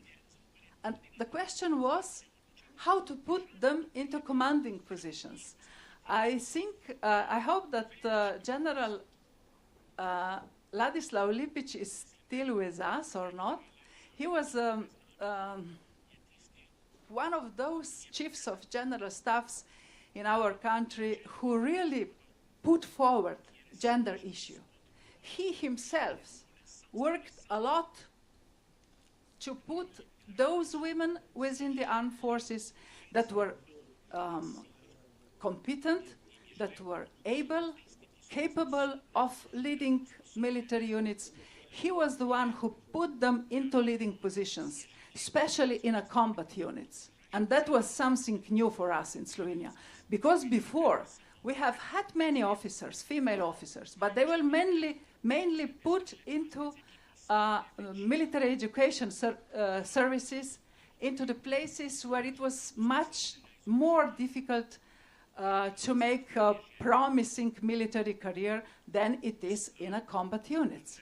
And what has been done by General Lipic, it was the fact that he pushed, he helped, and he supported women officers that were able to become leaders.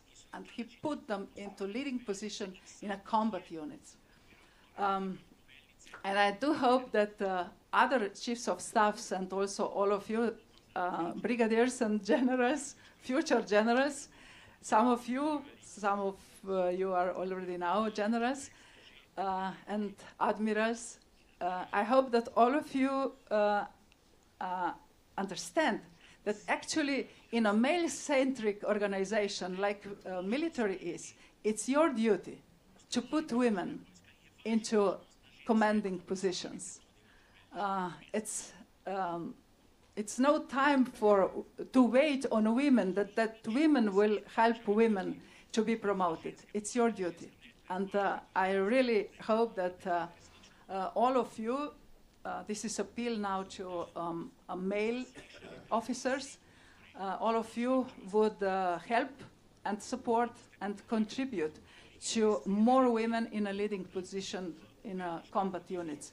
And the third thing which I would like to mention in this connection, and I will stop with this, is what's going on in international operations and missions. And it was interesting for me that you mentioned this Nordic Center of Excellence on Gender in Military Operations, because Slovenian experiences in this regard are very interesting. At the beginning, when Slovenia entered into military operations, at that time these were mainly peacekeeping operations of United Nations, and afterwards military operations of NATO and European Union. It was in 1997 when we began to deploy our soldiers around the world, and also members of Slovenian police. It was interesting that at that time, mainly men were sent to different peacekeeping operations. It was very difficult at the beginning. Within, I would say, within the first 6 to 7 years, to find a woman among those who were deployed. And afterwards, when Slovenian armed forces, because of preparing for becoming a member of NATO, and because of knowing that we will have to deploy not just individual soldiers and officers in peacekeeping operations, but also units. When units were deployed, then there were also women among them. So this was a very important new step related to our membership preparations for membership in NATO, and of course afterwards, when being members of NATO, then that units were deployed, and within that units there were also women. And what I would like to stress at the end, I'm really happy that our brigadiers and generals had enough courage to appoint 2 women as contingent commanders. One was in Anfisip in Cyprus, and the second one was in UNIFIL in Lebanon, which something says about different operations. And that brings me back to our Minister Tanja Fajon and our work within United Nations Security Council. We were able to appoint women commanders of contingents in United Nations circles, United Nations military operations, not yet in EU or NATO-led operations. Thank you.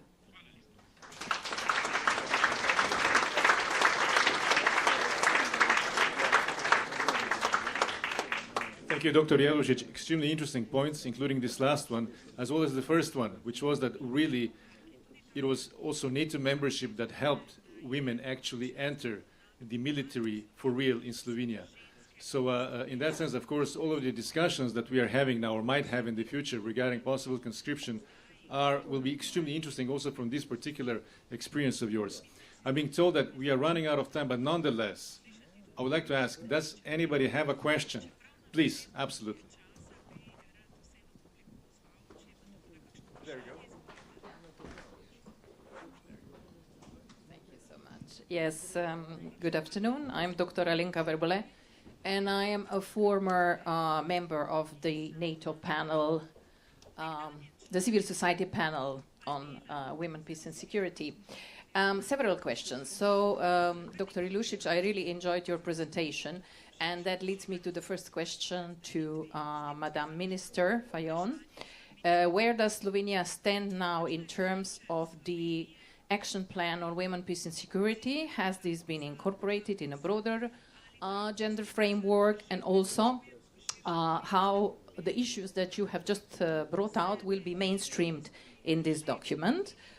Secondly, I was very happy to hear that Madame Linde mentioned the importance of gender mainstreaming in the armed forces and military. We know that military is still very much masculine institution, and that also brings me to the question for Madame Feline, which is, we know that there have been some, well, maybe a little bit provoking question, there have been some challenging views from the civil society in terms of cooperating with NATO.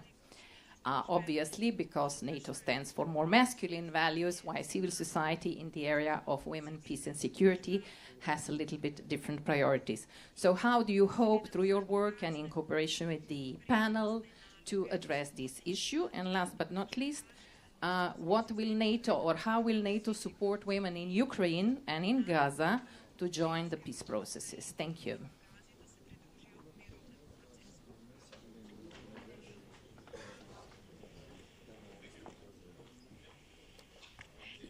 Yes, I think so. Thank you very much. I will try with the first question.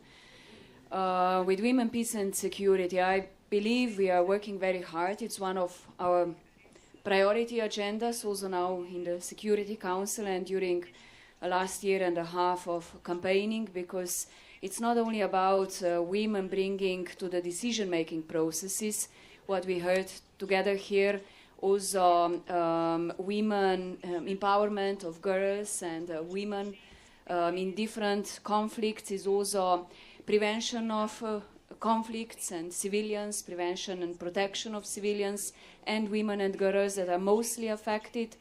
but also when it comes to with women, peace and security agenda, we are also addressing with different areas, climate change, security, all sorts of topics that are now discussed in General Assembly or Security Council. But let me stress also one important angle when it comes to women in a leading positions, what you heard a lot from us speaking here. In a General Assembly, we have an interesting statistics that in almost 80 general secretaries, if you look in the past, in the history, there were only 4 women. So there is a place of improvement, and we are also working on that, meaning that there is an idea that we are supporting that each year when we are discussing and the country is introducing the new candidate for the Secretary General, why not to put rotation every second year a female candidate? It's a challenging topic. It's not having a broader consensus because countries has to be engaged. But what we are asking is nothing too much, because if you look at the world population, we are half women, half men.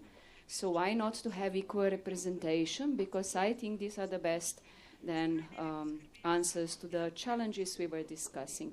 But this is one aspect when we are discussing about women, peace and security. I was dealing a lot in the past with how to bring more women in mediation and in negotiation processes, because statistics shows that when women, and you put good example of Yemen, when women are part of the mediation and negotiation processes, there are really better results. And we have women, but they are not part of mediation and negotiation processes. And we have a lot of place of improvement here too. Thank you. Interesting to hear that you define NATO's values as a masculine values. For me, when we talk about the core values of the alliance, we talk about democracy, rule of law, individual liberty, and human rights. So for me, those are common values that apply both to men and women. What I can see the struggle for women's-led organization and civil society to engage with NATO is that we are a political and military alliance. So the way in which we operate to preserve peace is also throughout deterrence and defense, so without military means. But we are there not to go into a war, we are there to defend our territory. So certainly, UNSCR 1325 and the Women, Peace and Security Agenda, as we know, wants to promote the role of women to prevent conflict from happening throughout non-violent means. And this is where most probably the misunderstanding comes and the difficulty to engage. But I think that we all share the same values, and certainly the fact that we create a space, I as special representative, I create a space to engage with civil society.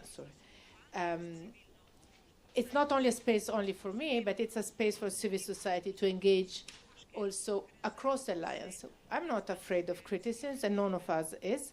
We are there to promote, as I said, the same values and to find the best way to promote 1 billion of the citizens and to engage with our partners outside. This is why I engage with women in Ukraine as well. And there is something that challenged me also personally when it comes to this agenda, is that when you go outside to Ukraine and you sit with women and you speak to them, the first thing they ask to you is to get more ammunition, regardless if they are from civil society, from the armed forces, or in the parliament. This is what they want, the right to defend themselves. And I think that this is now questioning what is the agenda today and how do we promote it collectively, without forgetting that what we all want for ourselves and the global society is a just peace and a stable world. Well, my reaction to that is first to Tanya, who is underlining that any peace agreement will be more comprehensive. But there is also a lot of research showing that if women are in peace agreement, and it's just, I think, 17% of the peace agreements with women, they are more sustainable with a 30% longer time before something happens. And they try to see why is that. And one reason is that women has other points in society to argue for continuing with the peace agreement, and also to honor the peace agreement. So, and this is by a lot of research. So it's nothing that we think women are more peaceful or something like that. It's just for other reasons. So it's kind of a good thing to do. And the second thing is that I'm a special advisor on foreign affairs on the Foundation for European Progressive Studies, which is the one of the party political think tanks in Brussels. Each party group gets a think tank funded by the European Parliament. And we have a collective of 60, roughly, politicians, academians, and civil society organizations who worked on how to develop the feminist foreign policy. And the first policy brief that will come out now is what is a feminist defense policy. And we had a big meeting with all different aspects of what this is. And Tanya took part in the meeting. Radmila Sekerinskaya, who was the former Minister of Defense of North Macedonia, took part. I, of course, take part. I'm one of the co-chairs. And, of course, there are different views. But the thing is that there is clearly a lot of gender possibilities, gender dimensions that could be put into defense policy, and that is what we now will present, a policy brief that will come in the autumn. So I hope that you will be interesting. It will be interesting for you to read this. I will just make a final short remark, because I know that we run not just out of time of our panel, but also out of a break. The problem that we are facing now in NATO is that officially we are talking about how to produce more ammunition, and the women are asking for peace. Because when you would like to find out who are leaders of peace initiatives, of different NGOs that are now dealing, for example, with Ukraine and also in Gaza, with Gaza, these are mainly women. And I think that we will have to bring together these two worlds. The world who would like to have more ammunition, which means prolongation of war, and the world that would like to have a peace as soon as possible. Thank you.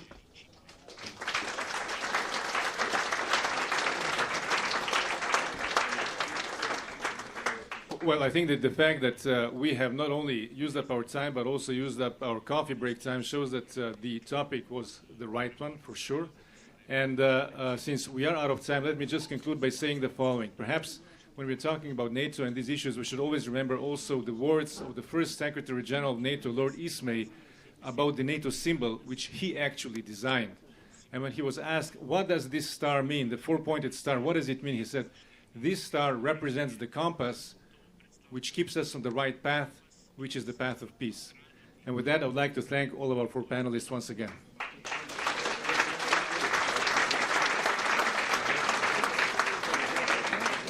And since this is a NATO-related event, I would just like to inform you also that we'll be testing your resilience, which means that you're not having a coffee break, but you're going straight into the next panel. So thank you so much. Thank you.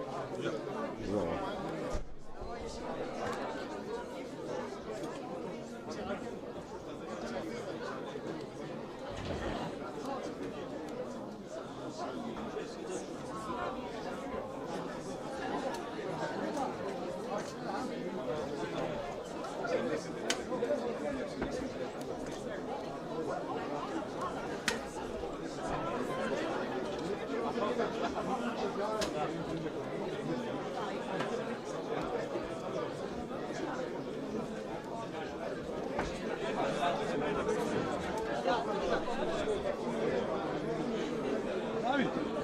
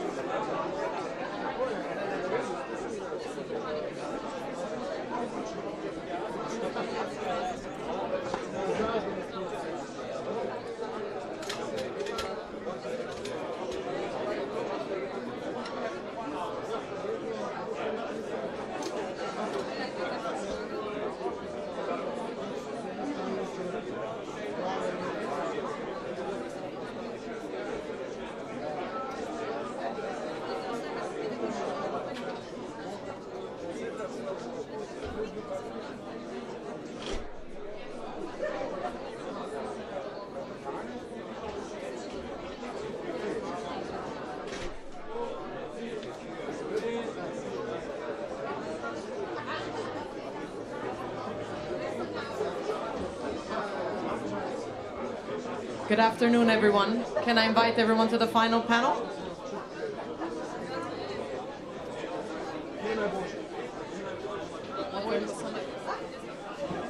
Ambassador Vojko called to the panel.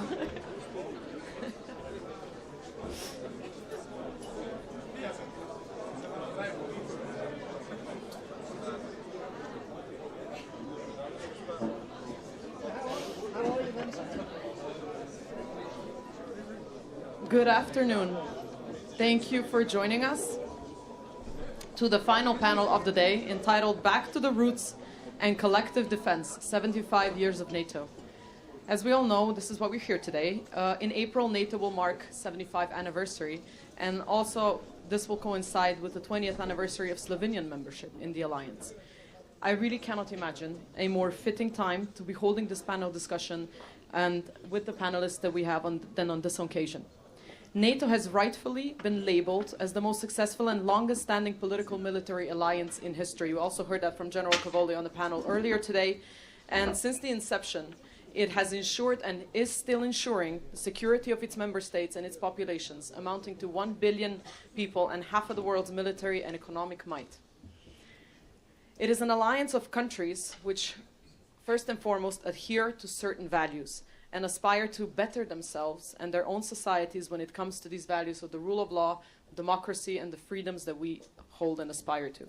It is crucial to evaluate what lies at the core of NATO and what is actually at the core of this alliance, and of course put this in the context of the security environment we find ourselves in today.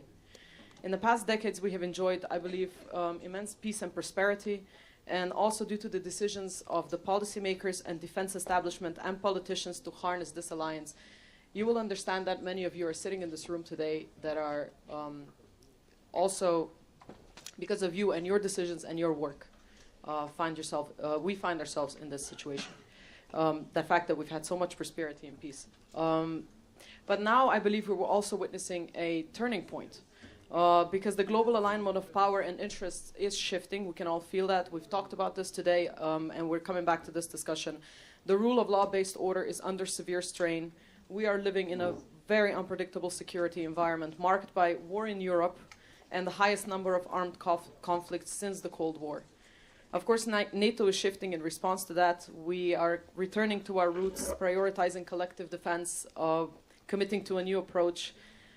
And it's very important to address how we see the security in Europe, what are the key threats and challenges. We have unique regional perspectives also represented at this panel, given that our different geographic locations. And we definitely sadly agree that we live in a more dangerous world right now than we did 10 years ago or even 5 years ago. So how do we address these challenges and how to strengthen NATO? With us today is a great panel, a great set of panelists to help us approach these questions that I am very honored to introduce. Minister of Defense, Marjan Šarec. You're also the former Prime Minister of the Republic of Slovenia and led the first minority government in the history of Slovenia between 2018 and 20. Prior to that, you were also the mayor of municipality of Kamnik. A great place, if you haven't visited, would be a good time. I have to say, you're not there anymore. Your government was among other achievements, also countered the downward trend in defense expenditures and increased investments in the equipment, armaments, and training of the Slovenian armed forces. Second on the panel, Minister of Defense of Romania, Angel Tilvar. Thank you so much for joining us. Since 2020, Mr. Tilvar was a senator where he held positions of the President of Committee on European Affairs and was the member of Commission for Investigating Abuses, Fighting Corruption and Petitions. He was also a member of the Romanian delegation of the NATO Parliamentary Assembly. And you, sir, hold a PhD in International Relations and served also as a Minister Delegate of Diaspora. Thank you for visiting Slovenia. Mr. Vojko Vok, or Ambassador Vok, last but not least, State Secretary for International Affairs and National and International Security at the Office of the Prime Minister of the Republic of Slovenia. Ambassador Vok, you have a rich career in diplomacy, having led positions of State Secretary at the Ministry of Foreign Affairs and served as Ambassador to Italy and Croatia and Consul General in Trieste. And you are also the veteran of the Slovenian Independence War. Let's start out our discussions today. Minister Šarec, What is the greatest success of the main achievements of the alliance when you look back? And also, what lessons do we draw from the war in Ukraine about our own security? Well, thank you very much, ladies and gentlemen, and my dear friend Angel and Vojko. Well, NATO has come a long way since 1949, when it was created, and it faced several crises. We must remember 1961, building of Berlin Wall, then Cuban crisis, and then the end of Cold War, Vietnam War, and all the other crisis in Korean War, when East and West faced each other with indirectly with weapons, but NATO survived. We were faced in, I think, 2019 with the expression that NATO is brain dead. Of course, we are far from it now. Everything changed, but since we know that history has the ability to repeat itself, sometimes as a farce, sometimes as a tragedy, we are now in a stage when we received a wake-up call on 24th of February 2022, and NATO again has raison d'etre. So we are faced with huge challenges in today's world. We have Ukrainian war, we have war in Middle East, and we mustn't forget the Western Balkans. Western Balkans area is also some kind of barrel of gunpowder, and the answers for this situation we can partly find also in history of NATO. History of NATO shows us that NATO was capable to prevent military conflict. NATO was able to deter the Soviet Union danger and its satellites, and NATO is the best possible alliance during all the periods. Like democracy is the best possible system, there hasn't been invented better that NATO is political and military alliance, and nobody invented better yet. So for Slovenia, we are now celebrating 20 years of membership.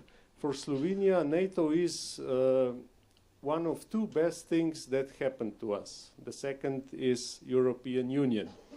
And the same goes to Europe as a whole, because NATO is about partnership, NATO is about brotherhood, NATO is about not only Article 5, of course.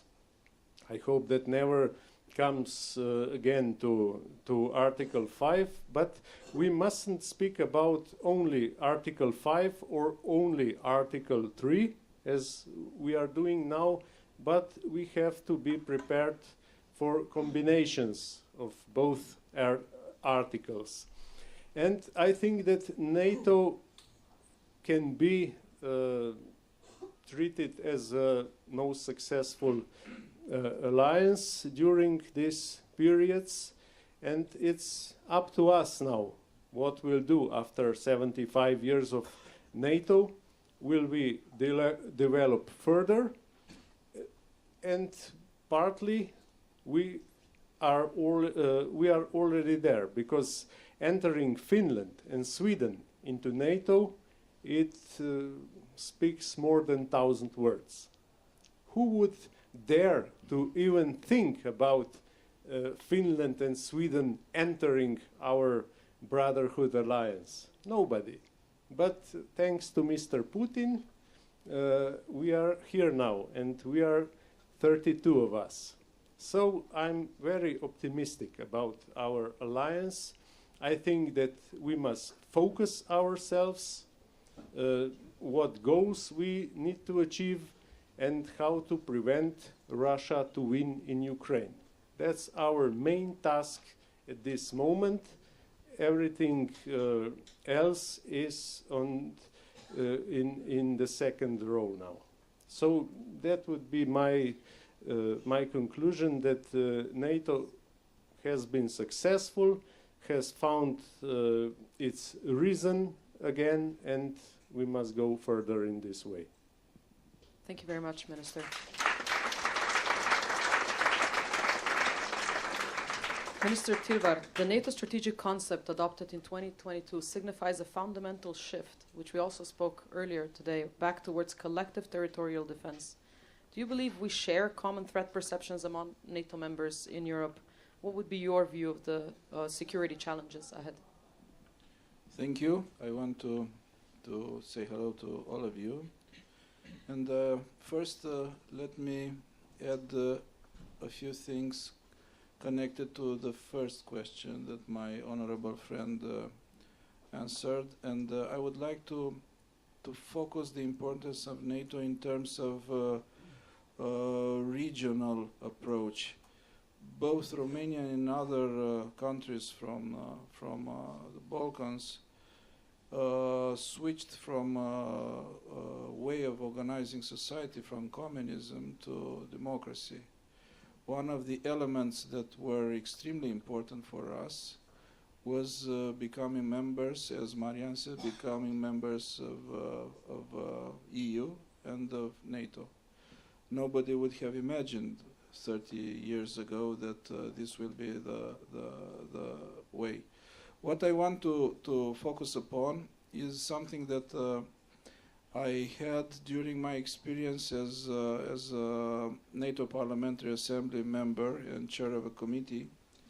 When we produced a report, I was a rapporteur for that report that dealt with how young generation report themselves to NATO. And one of the conclusions we reached at was that NATO for many years was considered to be a given, and that we are not supposed to reinforce it, we are not supposed to push to this idea, which is one of the most generous ideas in the history of mankind, if we take into consideration the fact that it covers the security needs and necessities of more than 1 billion inhabitants of this planet.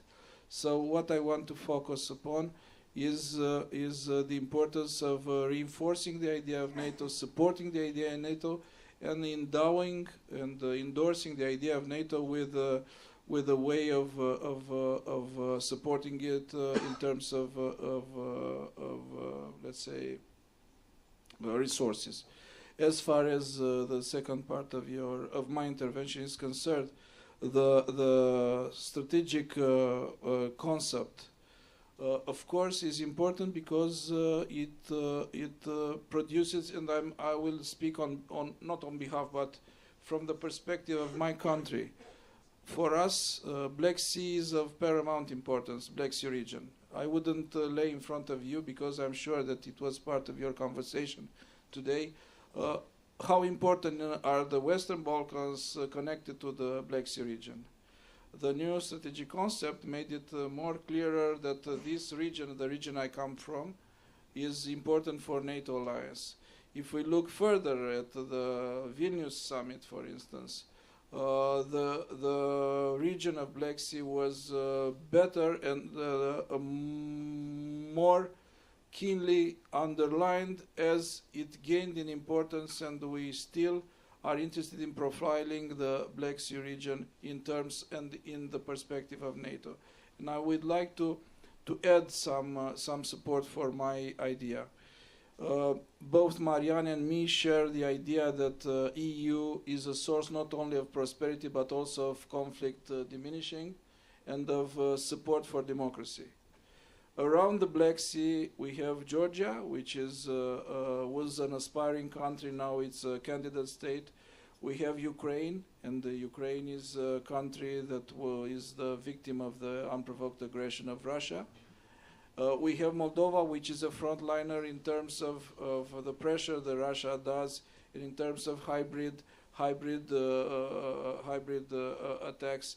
We have Romania with its specificity. We've just announced that we will increase our spendings for our most eastern military base, which is Mihail Cogolnicianu.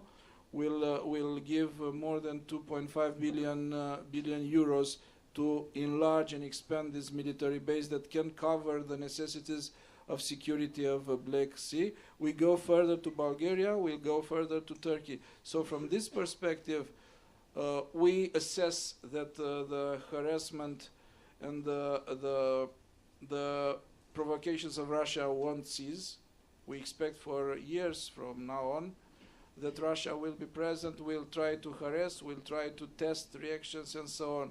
So it is extremely important for us all to be present, to be resilient, to be prepared for this.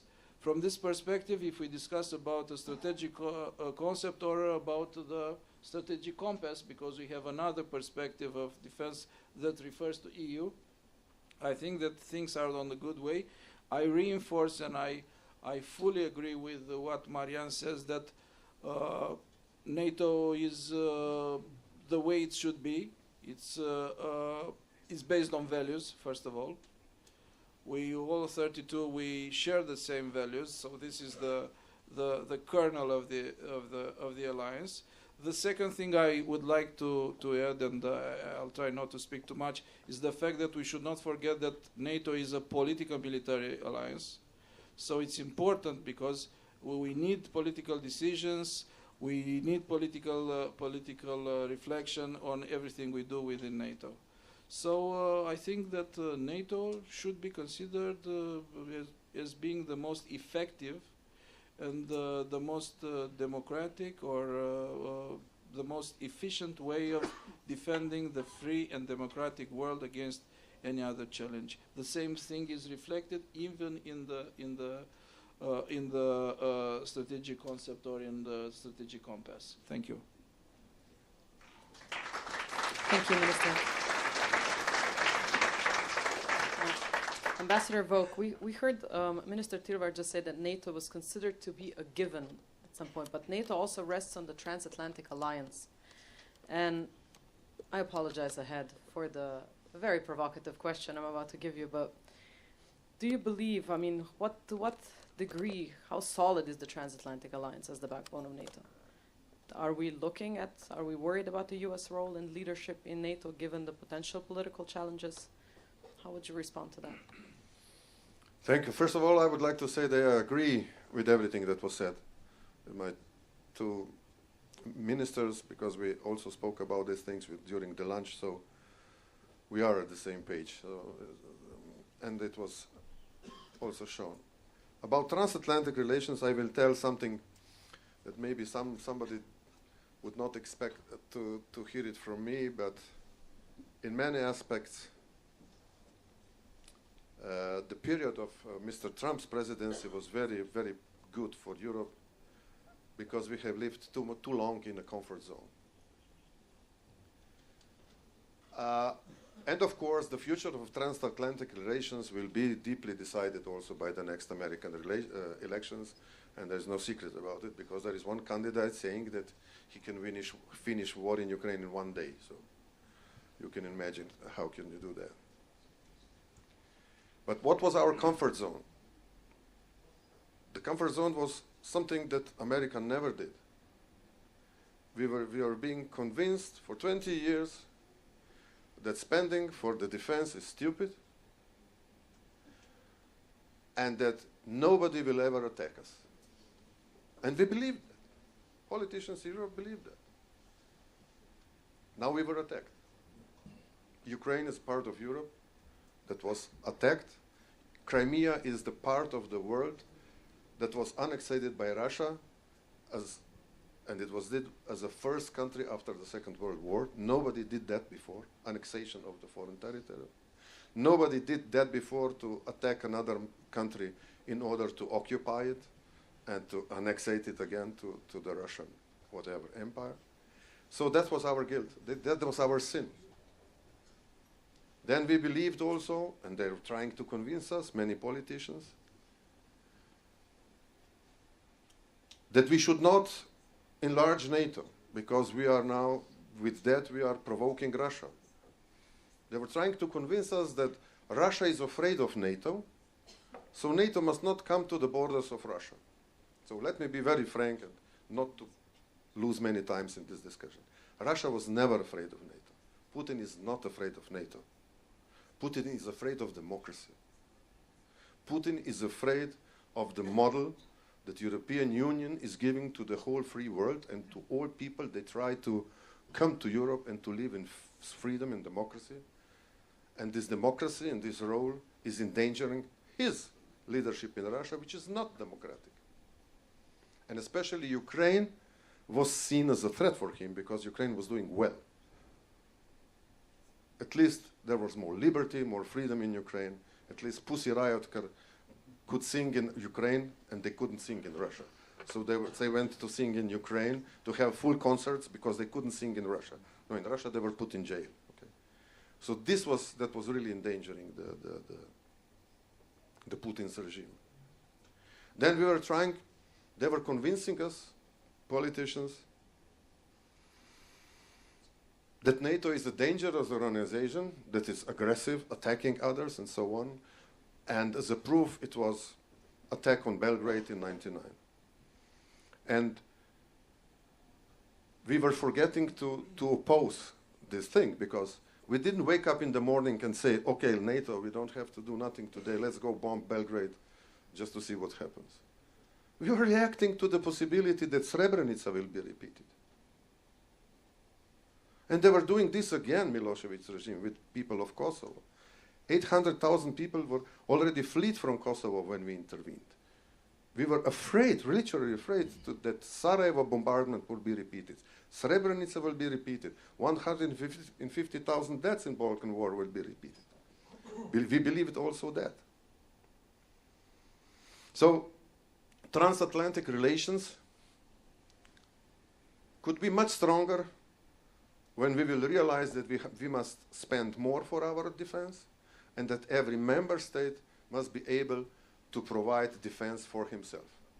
It's like with your health. If you don't do enough for your own health, no doctor can help you. And that's the same with Slovenia. And we are trying to do this with this government. I don't even like to speak about how we will achieve 2%. I would like to see how much we will spend to be able to fulfill our obligations, how much can we spend for our defense in order to be able to deliver also for NATO. Because NATO, at the end of the day, is the organization of only democracies and the most developed countries in the world. And everybody wants to join NATO, except for some radical extremist party in Slovenia who wants to go out of NATO. So let me finish with my firm belief that transatlantic relations are still the pillar of the defense of the democratic world, which we call West, but it's a democratic world, in addition with 4 our Indo-Pacific partners, which are New Zealand, Australia, Japan, and South Korea, because the alternative that you have on the table is China, Russia, neutrality, which doesn't exist anymore, and non-aligned movement, which is what it is now. So there is no space not to say that NATO is the group of the most advanced and democratic countries in the whole world. And who are we fighting? Everybody can see. Russia is who we are fighting now. And if you ask me, Russia must be stopped. It was said recently by our most renowned, world-known philosopher, Slavoj Žižek, who usually is very on the left and very critical to the capitalistic West, okay. But what he said recently should be taken seriously. He said, Putin must be stopped because he is a dark dictator and religious fanatic. He is all those 3 things, and he should be stopped. Thank you.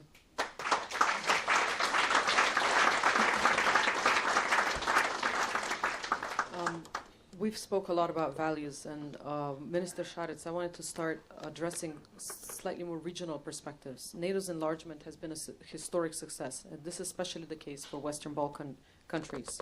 It's been a source of stability in the region. How important is it maintaining a credible Euro-Atlantic perspective for the other potential members? Well, it's the basis of everything. Without credibility, there has no sense to make new members and to promise them something, because if they won't believe us, it has no sense.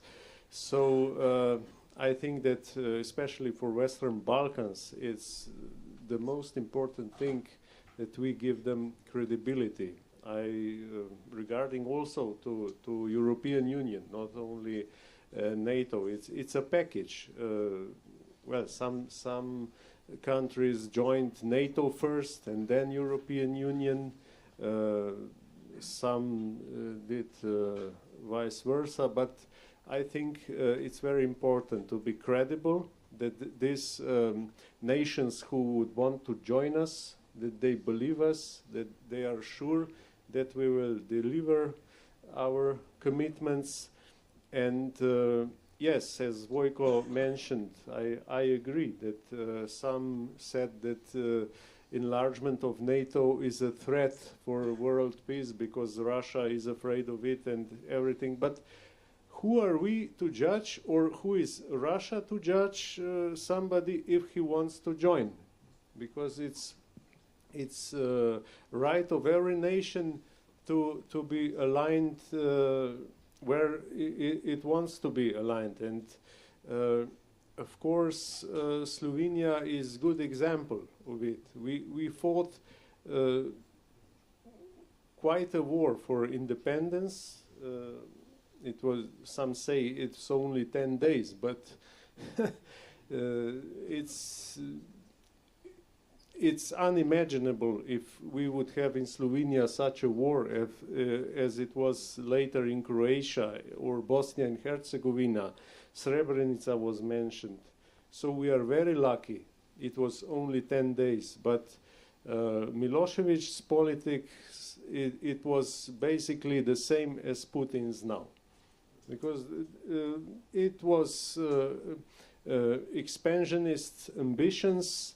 They tried to achieve new territory, and our independence was gained with our military, which was called then territorial defense. And of course, when we achieved our independence, we were keen on being in the society of nations who would respect us, who would share the same values. We didn't want to go back to Yugoslavia or any other alignment and alliance. And of course, NATO was the only goal for us that we wanted to achieve. And on the referendum, it was excellent result then, and majority of the people voted yes, and I'm sure they would do the same today. So I wouldn't be bothered too much with those who say that we should exit NATO or we should be neutral, because neutrality means even bigger expenditures than without collective security. So yes, our credibility is at stake any day, and we must be prepared to enlargement. Not only NATO, also European Union is very important for those countries who want to join the democratic world, to share our values. So I think the main word is efficiency. Thank you. And if I could just stay 1 second more on the Western Balkans. We have seen actual Russian escalation of hybrid activities, other activities in Western Balkans. How do you assess where is this going? What's the situation, security? What's the greatest challenge in terms of security? And what else can we do also as Slovenia to support our regional partners? Well, cyber threats are the most dangerous threats of our today's life, and hybrid threats, and we must put as much effort as we can to prevent them. We are under constant attacks, of course, it's nothing new, and Western Balkans is a chessboard now for players like Russia, like China, and of course, if we won't be there, there will be vacuum, and somebody else will be there. And it's nothing new. It's no science. it's obvious. So we must do everything to not only give money to Western Balkan states, but political solution is needed. We must join with them, and that's the only possible solution, and that's also the solution for Serbia and Kosovo and all the other areas where crises are present. So we must do everything to achieve this goal, because any other solution is not possible, or it won't be efficient. Thank you. Minister Tilvar, you've already mentioned the importance of the Black Sea region. Now that Russia's invasion of Ukraine, that strategic importance has increased further. In light of the further Russian destabilizing activities, which, as you already said, we can expect, how do you see your country's future role as a host nation of forward land forces, as well as in the implementation of new defense plans in a strategic direction of the Southeast? Thank you for a question, because it gives me the possibility of presenting our vision on the region. And the last answer I gave to your question had some elements of background. Now I'll be more specific. When we speak about Black Sea, we used to have a mental image associated with the sea, a place of free trade and peace. For some time, things changed. Nobody would have imagined, in Romania, for instance, I don't want to speak on behalf of others, that we will find 97 mines floating on the Black Sea. Some of them entered our territorial waters, our national waters. We have to deal with them. Others went further. Others went on the other side of the Black Sea. Fact two, nobody would have imagined that in the Danube Delta, a place I invite you all to visit, we will find remains of drones, of Russian drones, falling on the national territory, on the national soil of Romania. I was there. The distance between a house of some peaceful and hard-working fisherman and the harbor of Ismail, a civilian harbor that was attacked with Russian drones, is around 800 meters. The activity of AA equipment of our Ukrainian neighbors and friends made possible that remains of drones fall on our territory. Imagine the preoccupation of our citizens. Imagine the preoccupation of decision makers. For me, as a Minister of Defense, there weren't the most interesting days in my life, because I have to answer a lot of questions. I have to answer the legitimate preoccupations, not only of decision makers, and I include here the parliamentarians, the representatives, and so on, but also the questions of the normal, ordinary, hard-working citizens of Romania. So this is the context. We have to deal with what we are doing. Romania, as Marian said, and I was very glad that he spoke about Article 5, and he also spoke about Article 3. Article 3 makes a lot of sense. That's why for 6 years we had 2% of our budget dedicated to military spendings, and for 2 years we have 2.5. Due to our legislation, which is legislation that should include offset and so on, we weren't able to spend all the money last year, for instance, but we'll spend them in the next year because we have a multi-annual approach of spendings. But the spendings for military increased for 6 years and with 2%, now with 2.5. So for 8 years, we, and having the support of the population, because both me and Marianne and all my colleague here, we come from the civil part of the society, and the democracies made possible for civilians to be in the ministries of defense, which makes sense. And of course, we have to ask and have the support of the parliaments, of the representatives of the people for almost all the decisions we make. This is easy in democracies because people understood that we are on the good side of the history and of life, while in autocracies like others, citizens are practically not questioned or consulted as far as this kind of decisions are made.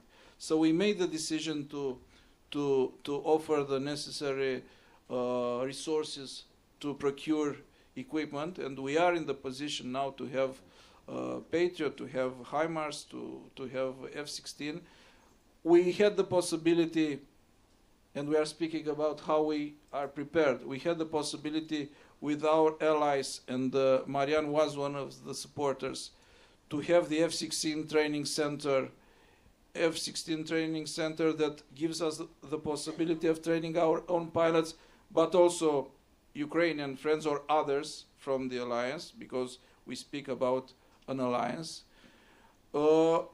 Together with our Turkish friends and Bulgarian friends, we created a task group that deals with demining the Black Sea.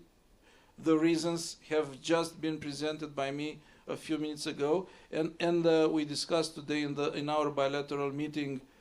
The format is an open one, so our allies and friends and strategic partners can participate in this activity, because having a safe Black Sea is important for Balkans, is important for the trade in the region, because, as you know, due to the incidents that were on the Black Sea, the price of the insurance increased.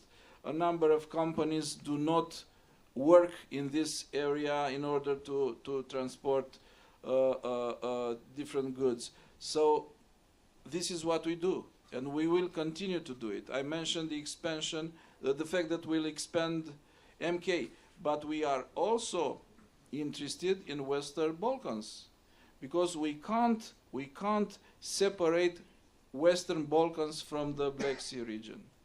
That's why Romania participates with more than 400 militaries in Bosnia and Herzegovina, in Altea mission. We are also present in Pristina and in Kosovo with militaries. We are also present in Bulgaria. We are also present in Poland. We are also present in Central African Republic. So we received, due to or using the framework, France's framework nation, we receive security. We have more than 1,700 militaries at Chinku. We also have almost 3,000 American militaries at Mihailko Gorničar, but we also provide air policing, and our mission in Lithuania has ended not a very long time ago. And I think this is how things should work. I discussed with Marianne, and it is extremely probable to have militaries from Slovenia for different exercises or activities in Romania. At our turn, we are present in different places. This is how things work. I'm glad that the things work this way, And we will continue to defend democracy. We will continue to defend the eastern flank, which is the eastern flank of Europe and NATO. And I think what we do has the support of our citizens. I think this is a key statement. Everything we do within NATO, either in this format or in bilateral format, has the support of our citizens. And this makes us different from others. Thank you. Thank you very much. Yeah, Ambassador Vogt, I actually wanted to give you the opportunity to reply. I know you've also spent part of your career working in Western Balkans. Perhaps give your perspective as well on the security situation there, and then respond to anything that you've heard from the ministers. Thank you. Well, first of all, I would like to say that there are many discussions and many questions whenever we go to speak and to have kind of lectures and so on. Who will win the war? Who will be the winner? Who will be defeated? And so on, which is rather stupid. Putin is putting ahead his narrative and saying Russia cannot be defeated. And we run after him and we discuss with him about that. But why should he be defeated? Nobody attacked him. He attacked Ukraine. He's aggressor and Ukraine is victim. So we are not attacking Russia. We don't even dream to defeat a power that is nuclear power. How can you defeat a nuclear power? And in a clash between two nuclear powers, the only result is the destruction of the planet. But Putin must be stopped. That's the truth. And he cannot be stopped as Milosevic was stopped in 1999. He was stopped without putting boots on the ground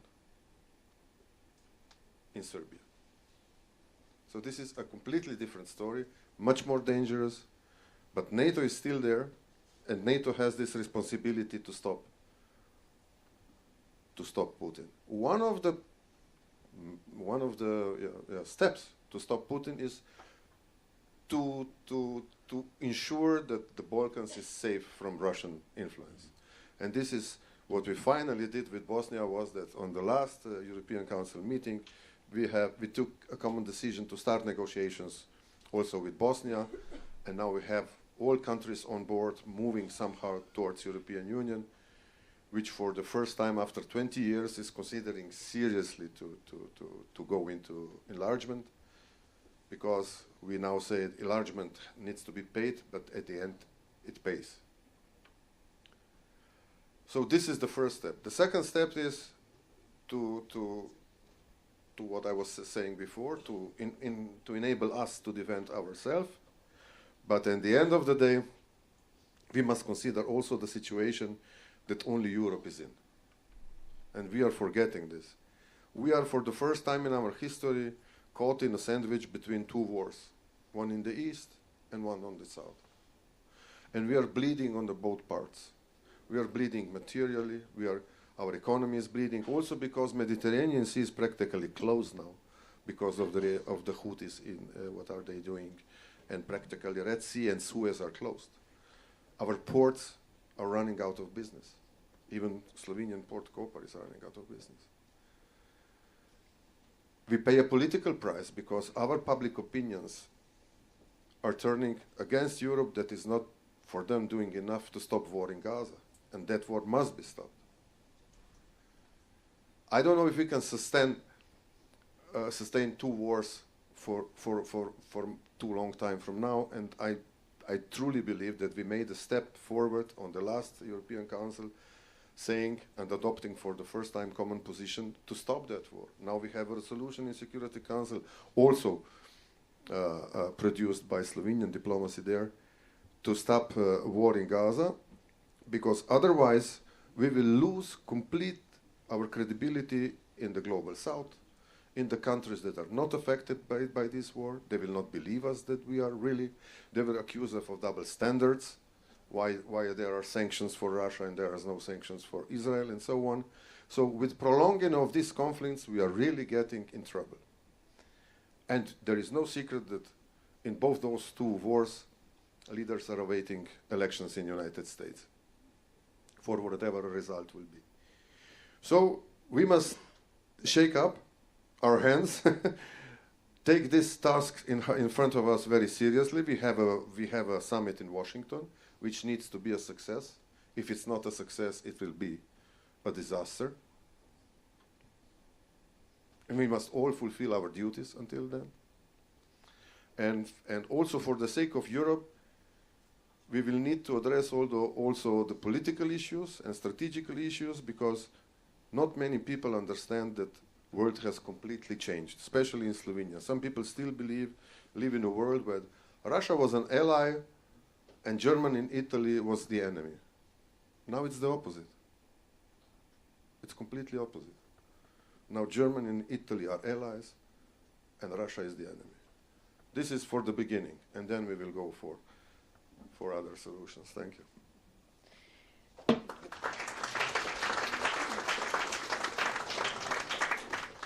Even though we started late, I just wanted to say, we're going to run the panel a little bit past the hour.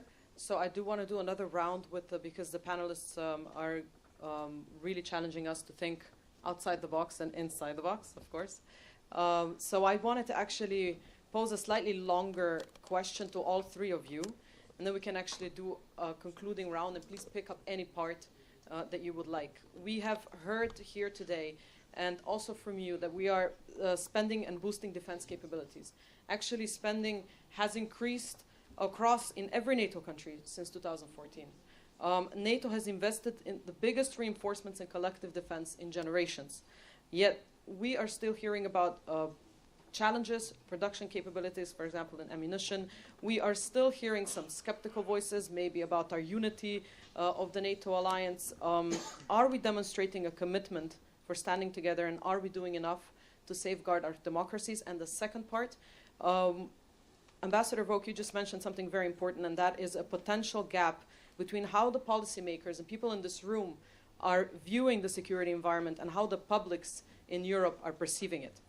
What impact, this will have an impact on our defense policies, and what do you think it's going to be? Are we people viewing the problem, our citizens, the same way as we are? So, concluding response from each of you, please.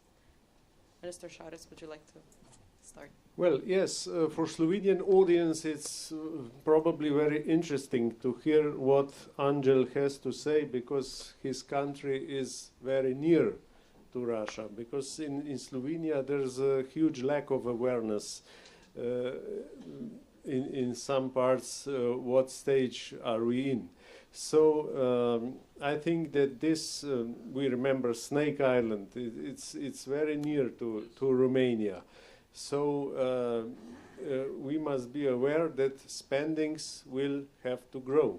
And Slovenia has spent in last 3 years for 70% more for defense as in previous period. So we are aware of it, that the sleeping is over. We got a wake-up call, and we must be very active to get on the stage that we will be prepared, because one saying says, I think it's Latin, that you must prepare for war to maintain peace. So it's a paradox, but it's kind of true. So some people don't understand what deterrence means. They say we must disarm ourselves and we must start negotiate and etc., etc. But the deterrence is a crucial thing, and you cannot make deterrence without equipment, without enough troops, and without accurate mindset. So we are doing our best to fill these gaps that we are facing for now 10 years. Not only Slovenia, every country was in such a mood. So yes, it's very important to have these initiatives. We've joined the Czech initiative for for ammunition. But we must be very focused. As I mentioned, our goals must be centralized, because if we won't be united, I think unity is crucial for achieving this goal, because Russia is now in war industry stage, and of course it can be very resilient, and in the short term we will face a lot of challenges, or we are facing it now. So that's why awakeness is crucial in this moment, and so European Union as such must produce more, produce and buy, and grow our growth of expenditures as NATO alliance is getting there now. Of course, Romania is on 2.5%. I'll repeat for Slovenian some skeptics, 2.5. So it's yes, and he's a normal person. He's a normal person. He's a minister, and he's even a professor of English. Yes, and my friend. So yes, for those Slovenian skeptics who say that we must negotiate and that we must disarm, no. On the contrary, we must see this angels struggle for improvement of Romanian armed forces.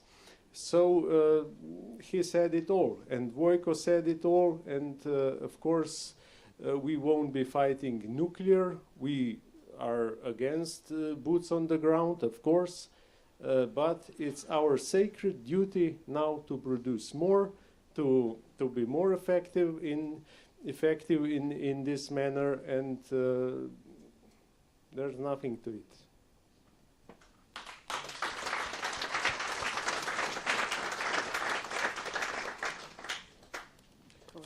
First, let me thank Marian for his kind words. He said he covered almost all the areas of interest if we speak about how we prepare for the future in terms of military. Of course, I had to underline the necessity to produce as much as possible on national territory. This is what we want to do, because it's a fact of life that we don't produce what we need in our country. So we want to improve this. We have adapted laws in such a way that some procurement should be accompanied by offset component. Of course, there are debates whether we should make alliance in order to procure cheaper and faster. It's a fact of life that the demand increased exponentially while the production remained almost the same. That's why it's quite difficult, and we have a challenge in front of us to explain everybody that if we pay something now, the possibility of having it immediately is quite small, and it's a normal way of putting things for the citizens to ask how it's possible to pay for something and have it after several years, when the countries have a lot of priorities like education, health system, and so on. But it's up to us to be as transparent as possible, as frank as possible, and as open as possible to try to get the public support, because this is an obsession of mine, to have public support for what I'm doing, in order to persuade and convince people to support this necessity, because this necessity is generated by the realities we are living through. After covering this component of procurement, of equipment, of specialized industry and so on, I would like to focus at the end of my intervention upon the main resource of an army, which is the human resource. I think there are debates in all the countries here, including countries that chose neutrality, and I salute our friends from Austria. It's a discussion about how people are encouraged to join this very honorable and respected profession as a military, and how can we do to convince as many as possible of those who have the age and can retire to still remain within the military forces. This is, I think, another challenge which is as important as a necessity of having the most developed in terms of technical specifications equipments. That's why I wanted to lay before you this perspective, that if we think and we speak a lot about procurement and about budgets for military, we should not leave aside the human component, the militaries that are the main resources of an army. Thank you very much. Thank you. Ambassador Vogt, final words. Final word goes to you.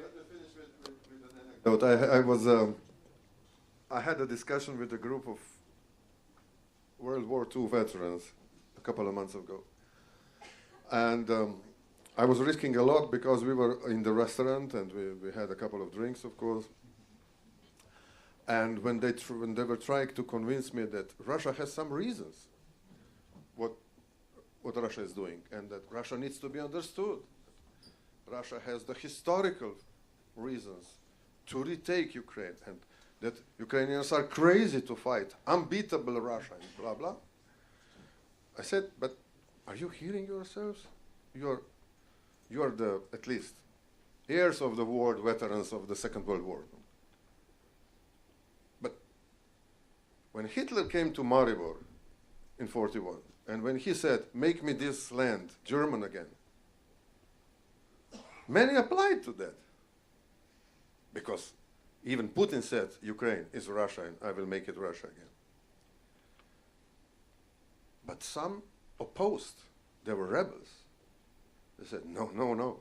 This is our country. We are going to defend it for any cost, despite the huge power of Germany. And my father, my grandfather, they all went to woods to fight occupator. And now you are preaching me this? This is not working. You are spitting in your own history. The first reaction was terrible. And they had a couple of drinks, okay. But somehow I survived. I didn't tell them that if they would do this, if Ukrainians would do that now, they were turned into quislings, all of them, like we had in Slovenia, you know, those who were traitors. I didn't say that because it would be, then I would be beaten maybe. But I promised to receive their delegation. They said, we will write a letter for peace in Ukraine and we will bring it to you. So after a couple of weeks, I received this delegation and they bring me this letter. It was also published publicly, asking Prime Minister of Slovenia to operate for peace in Ukraine, to do everything to stop the war in Ukraine. So I discussed with them. I said, letter is really nice, but the address is wrong. What do you mean address? Here says to Prime Minister of Slovenia, you should address to Mr. Vladimir Putin, Moscow. That's it.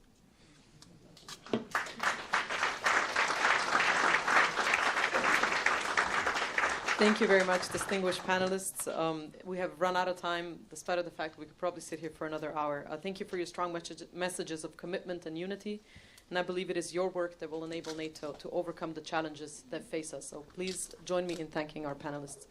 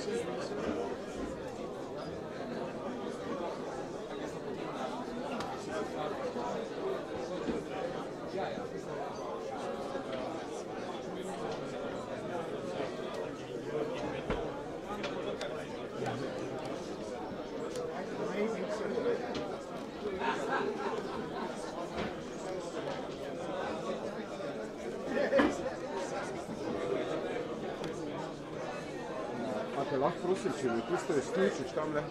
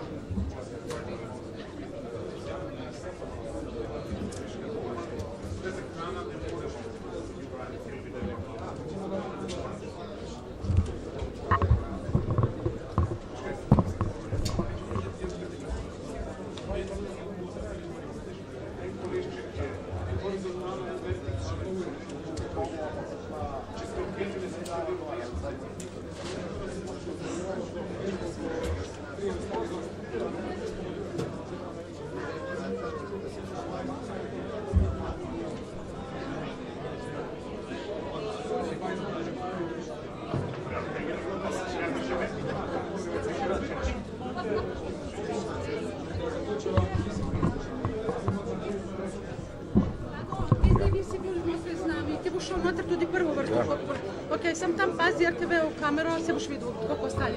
Da ne gremo v kader, ki oni imajo za RTV snem. Pa ko konča himna, gremo od zadnji, no? Pa si pa tako lahko noter, pa si postavi stojalo, ki boš prenašal, ne? Takoj tukaj, da ne boš, ja, ti bom pokazala kje, okej?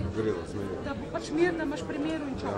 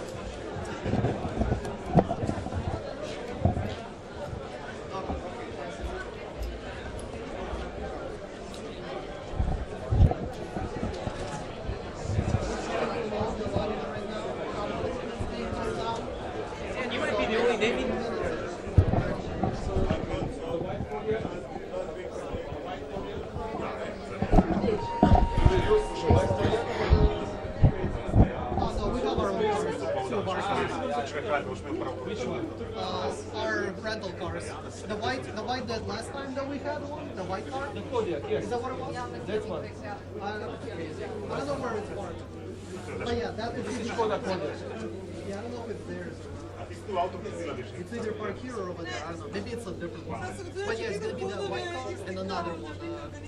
A red Kia. Maybe they won't let you come. Yeah, they couldn't drive here. They're parked like over there. Better to go come here, correct? Yeah. Can you go with me? Yeah.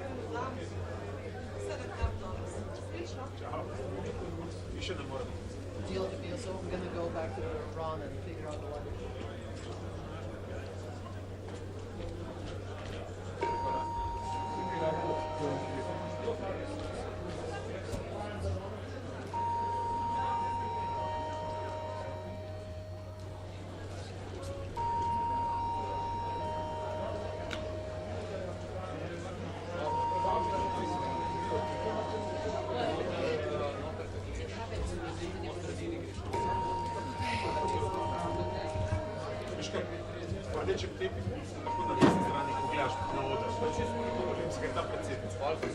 Prva himna, stojimo tam. 3 so himna, po sredini pa je, ne levo, ne desno.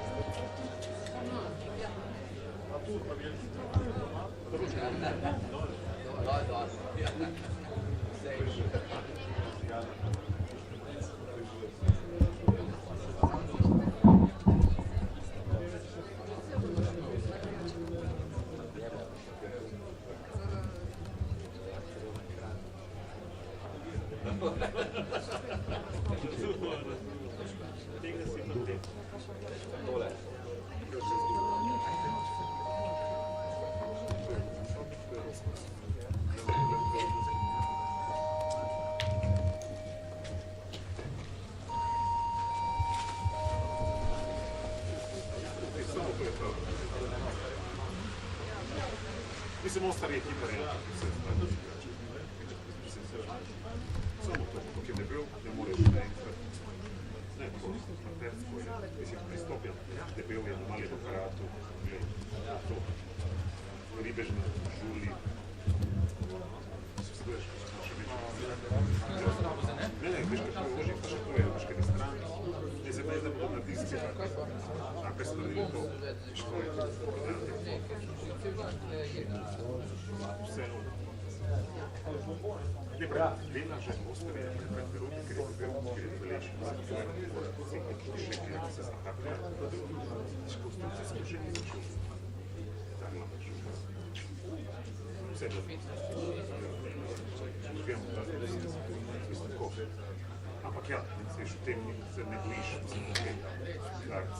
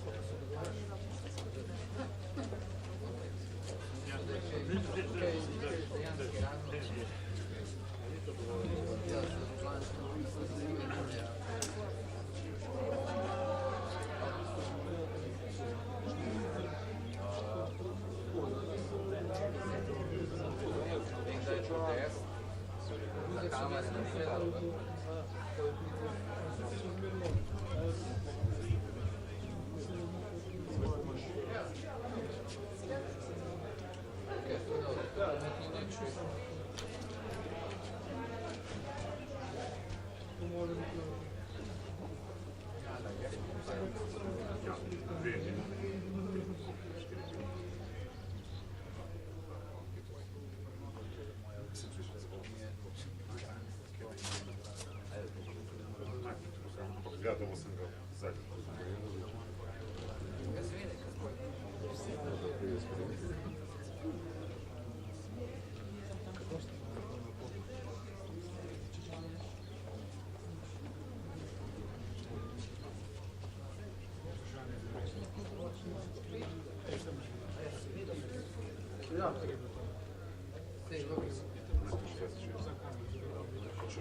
varuha človekovih pravic.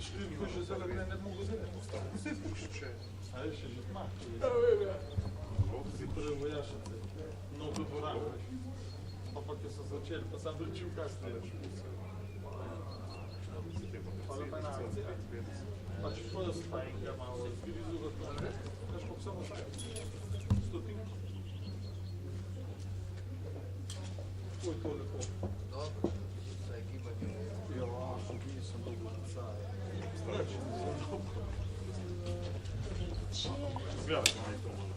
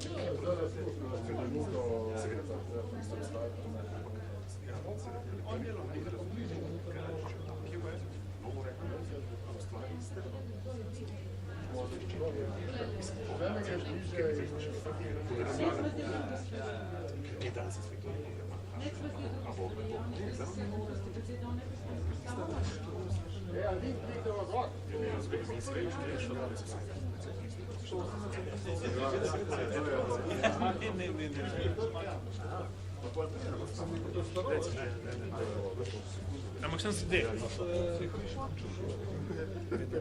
Nedavni predsednik. Videl ga pa nisem, da ne vem.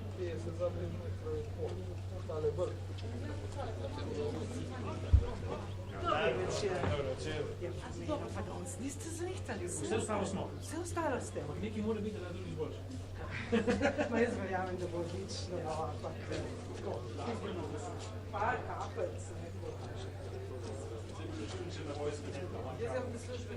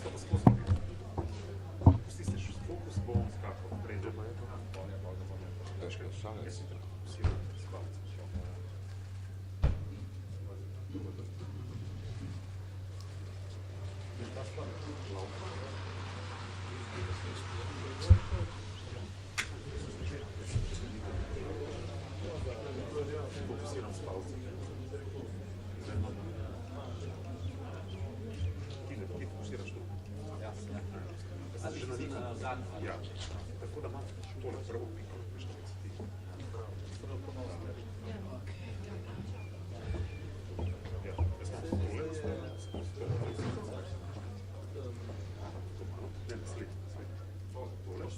Viš, da je ta najmanjša pika. Ne, ta skače. Ja, ta skače. To je ta že avto, da je tezno več. To je najmanjša. Okej, dobro. Jaz smo še pričali. Jaz smo tule. Viš, kaj nam stole, to pa fejs. Jaz smo tako zelo hajno. Tako da, ampak pravim, to je za zemljo. Ja, to je, mislim, ga imam tule. Ampak sem menjala lažje, ker sem se navadil, da mi je to. Ampak že na nič. To nič treba spominjati. Ja, ti si vse.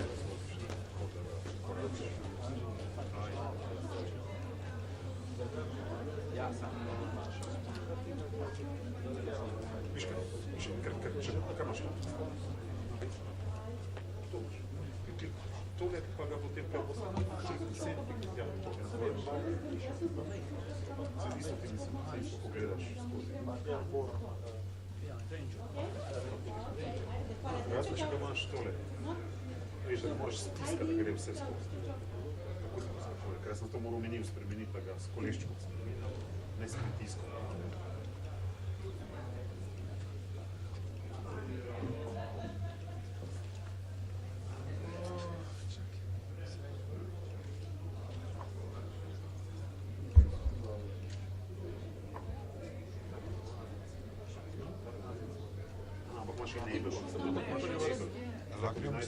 Sem sletil zložil. Vem, samo mi je lažje mesto. Kako poslali?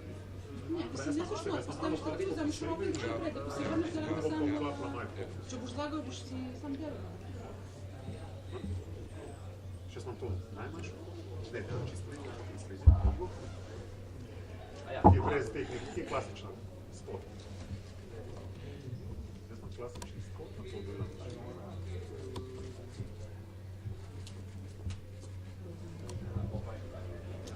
Potem pa sem siker, da bo našo glavo, veš, kot najnižjo glavo, mislim, da bo mogoče bili jaja.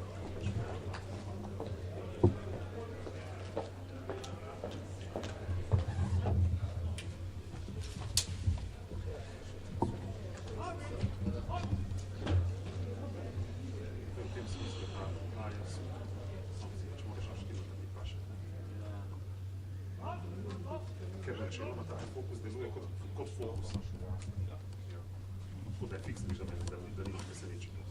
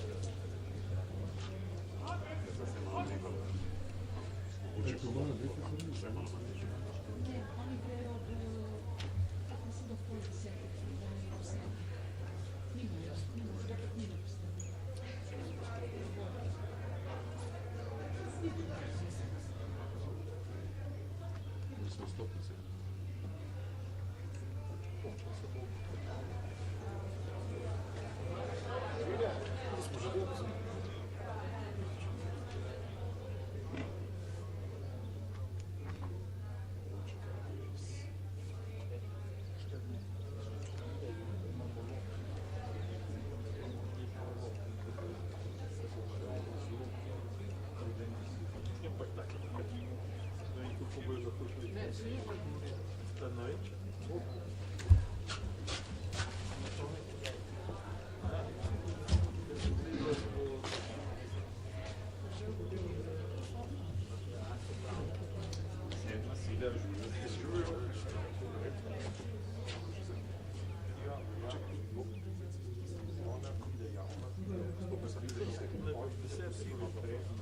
Ona pride, mislim, da 17:53.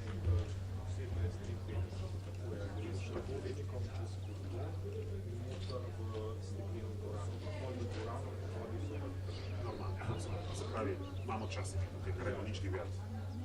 Zdaj se od tukaj, zdaj, če se bo umirilo, bom šel počtja. Nekaj je umaknite posebej.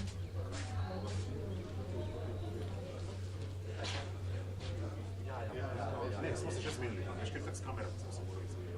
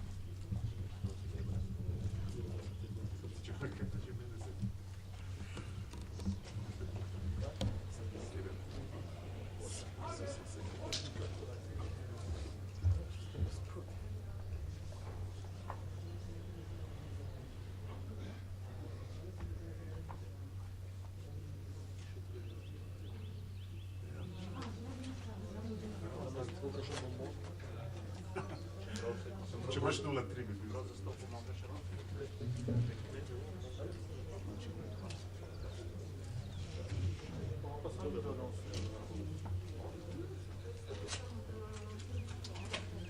Ljubši bi bil 0,3. Nekaj kratke.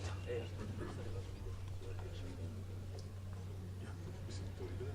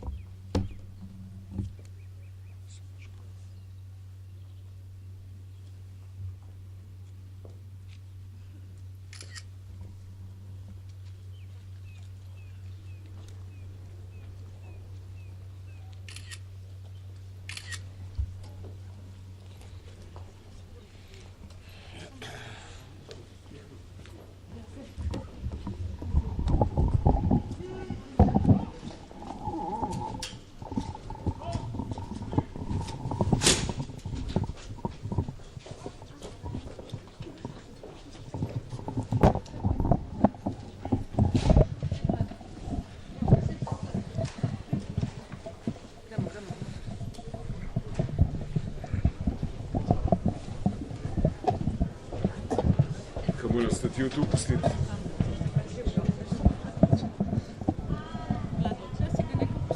Ja, se tule sem dala.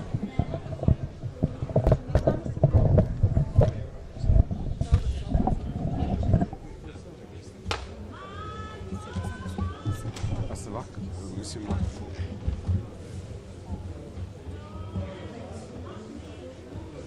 Zdravo.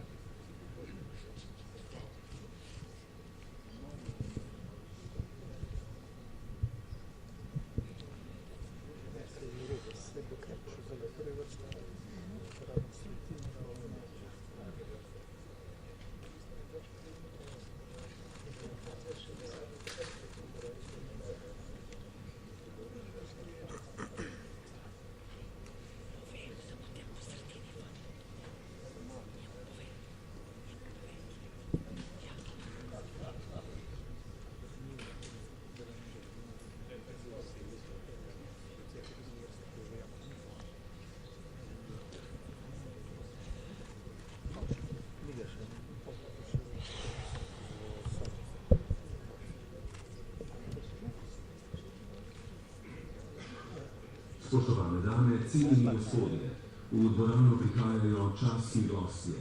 Načelnik generalštaba Romunije, general Georgita Blat, načelnik generalštaba Črne Gore, brigadni general Zoran Lazarevič, načelnik generalštaba Italijanske republike, admiral Giuseppe Cavo Dragone, načelnik generalštaba Republike Avstrije, general Rudolf Stridinger, načelnik generalštaba Republike Slovenije, general podpolkovnik Robert Glavaš, posebna odposlanka generalnega sekretarja Zveze NATO za ženske in varnost, gospa Irene Felin, minister za obrambo Romunije, gospod Anđel Pilvar, vrhovni poveljnik zavezniških sil v Evropi, general Christopher Gkavori, podpredsednica vlade in ministrica za zunanje in evropske zadeve Republike Slovenije Tanja Fajon in minister za obrambo Republike Slovenije Marjan Šarec.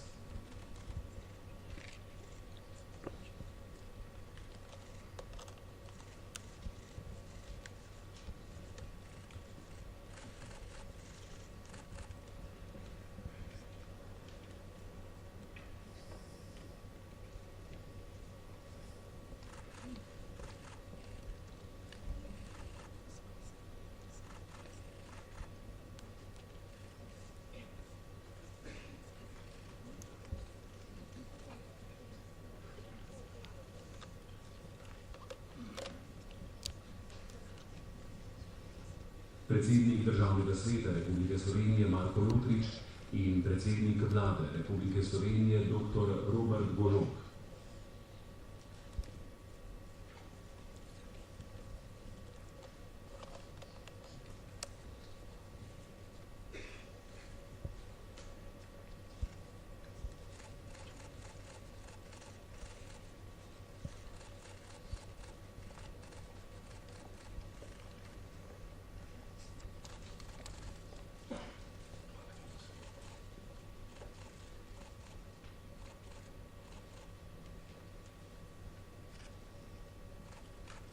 Gospe in gospodje, v osrednjo dvorano prihaja predsednica Republike Slovenije in vrhovna poveljnica obrambnih sil Republike Slovenije Nataša Pirc-Musar, spremljajo pribočnik polkovnik Miha Rijavec.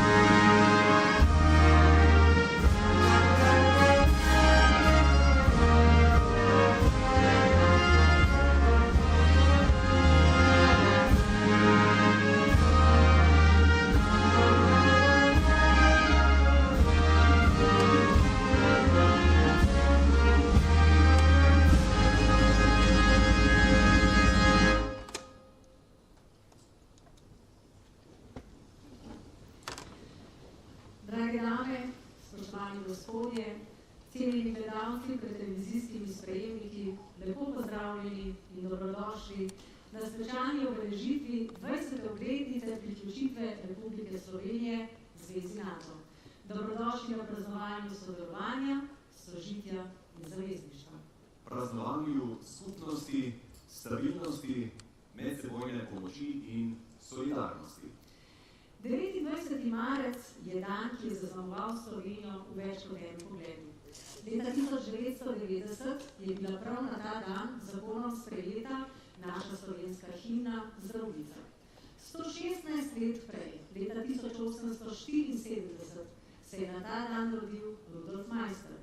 Prav letošnje leto je vlada Republike Slovenije v spomin na in v čast njegovim izjemnim zaslugam za slovenski narod razglasila za leto generala Rudolfa Maistra.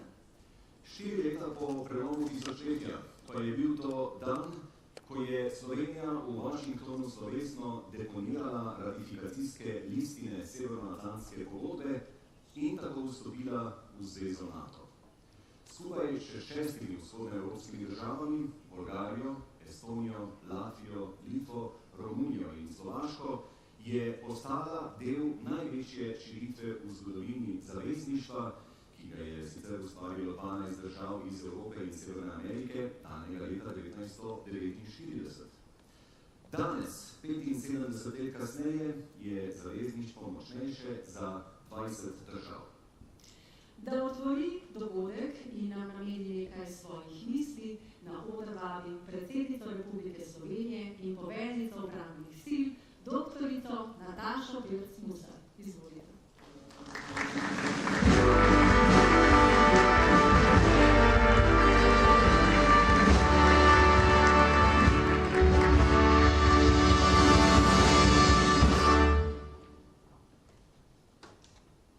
Spoštovani predsednik vlade Republike Slovenije, gospod Robert Brdo, spoštovani predsednik državnega sveta, gospod Marko Lotrič, spoštovani predsednik Ustavnega sodišča Republike Slovenije, gospod Mateja Četo, spoštovane ministrice in ministri vlade Republike Slovenije, državljanke in državljani, prebivalke in prebivalci, Slovenke in Slovenci, cenjeni gostje, dame in gospodje. Poseben pozdrav in dobrodošlica seveda tudi nocojšnjim gostom iz tujine. V slovenski zgodovini imamo več pomembnih mejnikov. Mednje nedvomno sodijo postopni koraki oblikovanja naše državnosti. Ti so se odvijali v zahtevnih okoliščinah prve in druge svetovne vojne ter med razpadom Jugoslavije. Pod okriljem različnih entitet smo glede na tedanje družbene specifike in zmožnosti postopno udejanjali slovensko identiteto in pravico do samoodločbe. Ob in po osamosvojitvi je treba poudariti dvoje. Prvič, da smo v nemirnih časih sami, pogumno, zavedajoč se vseh nevarnosti, ki so nam pretile s pravimi odločitvami o pravem času in ne nazadnje z bojem dosegli stoletni sen o lastni državi. Drugič, da so politiki kljub medsebojnim razlikam delovali tako, kot je bilo treba, enotno. Politiki se je uspelo poenotiti in po osamosvojitvi vsa prizadevanja usmeriti v uresničevanje ključnih zunanjih političnih ciljev države, članstvo v Severnoatlantskem zavezništvu in v Evropski uniji. Dolgoletni proces približevanja, učenja in izvajanja reform je bil zaokrožen 23. marca leta 2003 z večinsko podporo Slovenk in Slovencev, državljank in državljanov Republike Slovenije, na posredovanjem referendumu o tem, ali naj Slovenija vstopi v zvezo NATO. Ter 29. marca leta 2004, ko je Slovenija formalno postala članica te organizacije. Odločitev, ki smo jo sprejeli, je bila pravilna.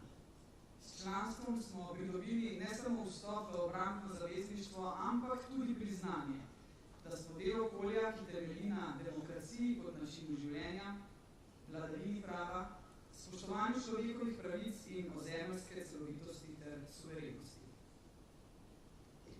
Upoštevaje trpke izkušnje, ki jih je slovenski narod izkusil ob apetitih tujcev po naši zemlji, je bil vstop Slovenije v zvezo NATO ter seveda tudi Evropsko unijo resnično zgodovinsko dejanje. Tako smo bistveno lažje uresničevali temeljne nacionalne interese, kot so stabilnost, mir, sodelovanje, vključenost v mednarodne gospodarske in razvojne tokove. Dobili smo enakovreden glas za skupno mizo z zaveznicami ter možnost dogovarjanja z vsako posebej in z vsemi hkrati. Uspelo nam je začeti živeti bolje in varneje. Spoštovani, mednarodne organizacije v svojem bistvu povezujejo podobno misleče in vrednostno orientirane države, ki uresničujejo skupne interese in cilje.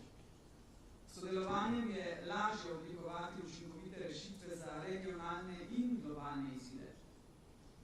To nam potrjuje tudi relativno dolgo obdobje stabilnosti v Evropi po koncu druge svetovne vojne. Kljub temu pa so mednarodne okoliščine nepredvidljive. Sodobne grožnje so večplastne, hibridne in vse pogosteje povezane z napredno tehnologijo. To lahko spremljamo v vojni na evropskih tleh, v Ukrajini, ki je žrtev ruske agresije, na Bližnjem vzhodu, kjer po grozljivem pokodu, ki ga je Hamas izvršil nad izraelskimi civilisti, še vedno spremljamo nepojemljivo nasilje izraelskih oblasti nad palestinskim prebivalstvom v Gazi, kjer je že več 10.000 žrtev ter v številnih drugih konfliktih po svetu. Prizadenejo lahko naš način življenja, vplivajo na delovanje družbenih podsistemov, kritične infrastrukture, dobavnih verig in celo na nespoštovanje obstoječih nacionalnih meja. Naše vrednote in mednarodno-pravne norme so pod vse večjim pritiskom. Skrb vzbujajoče je, da je v 21. stoletju uporaba sile še vedno sredstvo za doseganje ciljev, za premikanje mej suverenih držav in za poskuse pokoritve narodov. In ko rečem uporaba sile, spoštovani in spoštovani, kot izpričana zagovornica človekovih pravic in svoboščin, ostro obsojam vsak poseg v življenje posameznika, v življenje sočloveka, njegovo trpljenje in mučenje, poniževanje, tudi posiljevanje. Preveč tega nam dnevno kažejo posnetki z bojišč. Humanosti ni več. Vrednote ne štejejo nič. Zveza NATO ima prizadevanje za ohranitev držav, ki še kaj dajejo na vrednote, zapisano na več mestih Vašingtonske pogodbe. Tudi zato je prav, da smo članica te mednarodne organizacije in da danes obeležujemo 20. obletnico našega članstva v njej. Članstvo v Zvezi NATO nam daje ugodnosti in obveznosti, ki imajo politično in obrambno razsežnost. Z varnostnim dežnikom kolektivne obrambe imamo največje jamstvo za stabilnost in varnost. Vendar to ni samoumevno. Temelji na uravnoteženi delitvi bremen so na tesnem obrambnem sodelovanju in realnih zmogljivostih. Zaveznice moramo vsaka zase in vse skupaj razvijati lastno in skupno obrambno sposobnost, da odvračamo grožnje in se upremo morebitnemu napadu. Kako dragocena je ta zavarovalna polica tudi po 75 letih obstoja Zveze NATO, kaže vključitev tradicionalno neutralnih držav, Finske in Švedske, ter interes drugih držav za članstvo v tej organizaciji. Članstvo v Zvezi NATO ima za Slovenijo tudi pomembno mednarodno razsežnost, ki presega samo članstvo. Slovenija je v preteklih 2 desetletjih, kljub nekaterim izzivom pri zagotavljanju načrtovanih zmogljivosti, izkazala pripravljenost za prevzemanje tveganj in deleža skupnih prizadevanj pri ključnih nalogah zavezništva.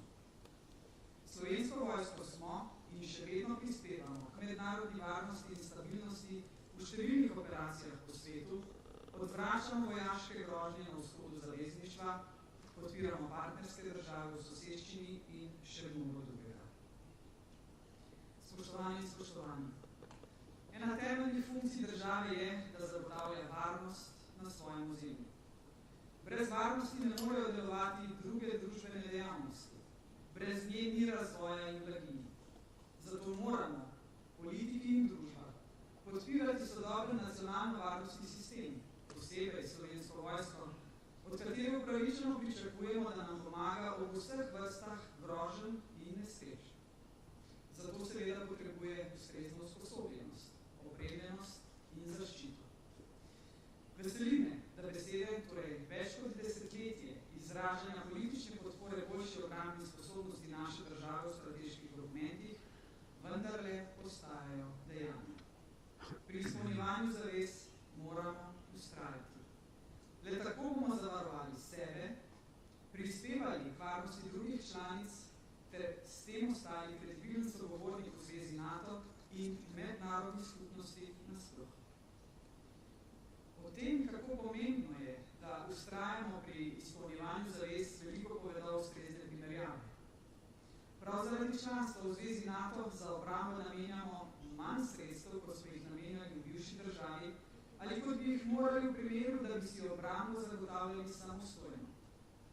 Samostojna obramba bi zahtevala večji obseg obrambnih sil, širši družbeni angažma, razvoj celotnega spektra zmogljivosti in sklepanje posebnih partnerstv. Zveza NATO nam daje tisto, česar si sami morda ne bi mogli privoščiti. Med drugim nam omogoča varovanje zračnega prostora, dostop do vesoljskih in satelitskih zmogljivosti, izmenjavo varnostnih podatkov, aktiviranje koordinacijskih centrov ob naravnih nesrečah, usposabljanja ter politična in varnostna posredovanja z mrežo več kot 40 partnerskimi državami in drugimi organizacijami. Dragi Slovenke in Slovenci, državljanke in državljani, prebivalke in prebivalci Republike Slovenije. Slovenija je v naših srcih zeleni biser in prekrasen košček sveta. Srečni smo, ker lahko živimo v miru, skrbimo za svoje družine, obiskujemo sorodnike, obdelujemo vrtove, če želite. Želimo si, da lahko naši otroci razvijajo svoje potenciale. Tujcu, ki nas povpraša o državi, rečemo, da tu živijo dobrosrčni ljudje in da je pri nas preprosto lepo. Želim si, da ta košček sveta ostane nedotaknjen. Da bomo živeli v sožitju in brez strahu pred prihodnostjo. Ampak veste, na svetu je mnogo takšnih koščkov sveta, ki so s podobnimi mislimi zapisani v srcih ljudi, ki tam živijo. Pa žal nimajo ne miru in ne brezskrbne prihodnosti. Zato naj se v tej priložnosti posebej zahvalim vsem zaslužnim posameznicam in posameznikom v stroki in politiki za vizionarstvo, vztrajnost, zrelost in nesebičen doprinos, ki so tlakovali pot do članstva Slovenije v zvezi NATO. Hvala lepa tudi vsem, ki vsakodnevno s svojim delom prispevate k ugledu Slovenije in njenemu učinkovitemu delovanju v zavezništvu ter uveljavljanju skupnih in nacionalnih varnostnih interesov. Hvala diplomatom in strokovnjakom, zaposlenim na Ministrstvu za zunanje in evropske zadeve, na Ministrstvu za obrambo, v raziskovalnih institucijah na univerzah in drugod, ter seveda in predvsem pripadnicam in pripadnikom Slovenske vojske. Večkrat sem jih obiskala na njihovem služenju doma in v tujini, vedo, kako ponosna sem nanje, kako zelo cenim njihovo delo. Vsaka institucija, tudi Zveza NATO, so na koncu predvsem ljudje. Zrelo politično vodenje pomeni dosledno zagovarjati duh Vašingtonske pogodbe, ki preprečuje, da bi Zveza NATO kadarkoli postala agresorska sila. Njena moč je v odvračanju, solidarnosti, medsebojni pomoči in dialogu. Zato si moramo prizadevati, da bo Slovenija zgledna članica in trden člen v zavezniški verigi. Hvala vsem vam in srečno Slovenijo.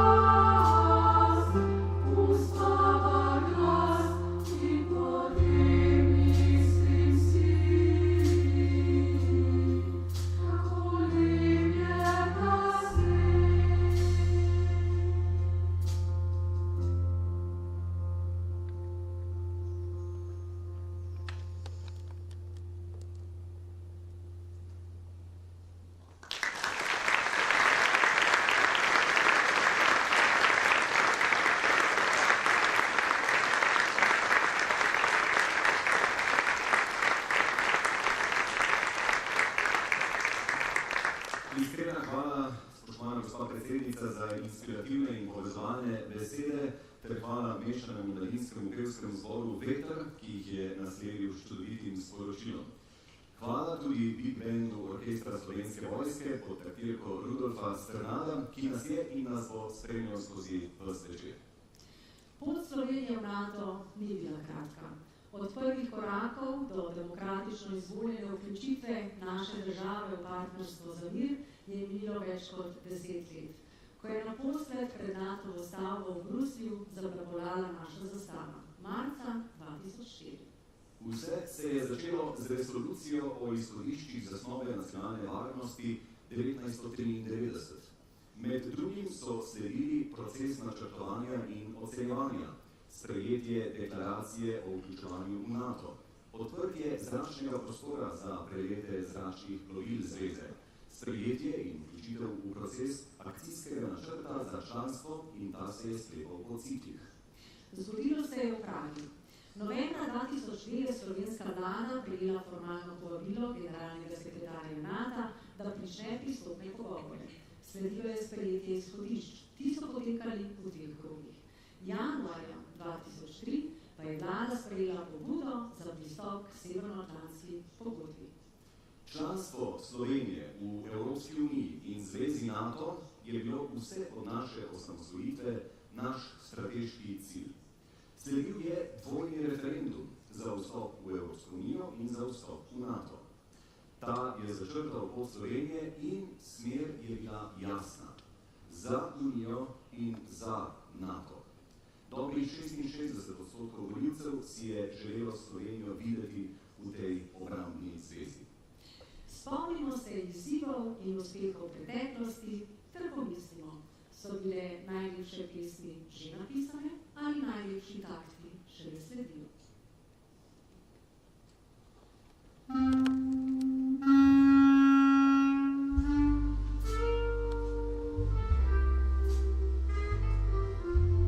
Najbolj Slovenija, uradno z vrati, pred katerimi stojimo, se pogovarjamo o državi že vsa leta po osamosvojitvi. Dobro večer. Novica dneva, Zveza NATO je Republiki Sloveniji uradno ponudila članstvo v partnerstvu za mir. Sedaj sledi v kratkem podpis pristopne izjave, zatem obisk vojaške misije NATO in potem se bodo dogodki odvijali naprej.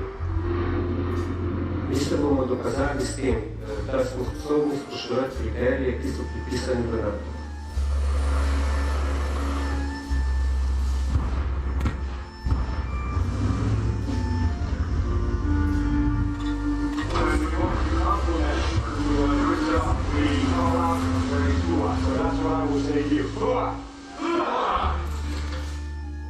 Slovenia is a country which is being actively discussed by us as a very serious candidate for NATO membership.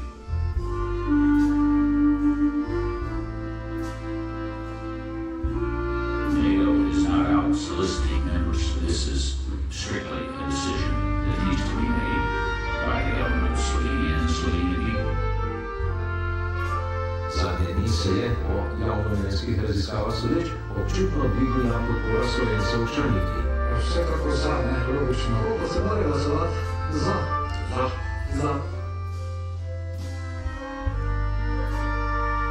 Danes je dobro, ne? Sonce imamo, pričakujete se, da bo tudi.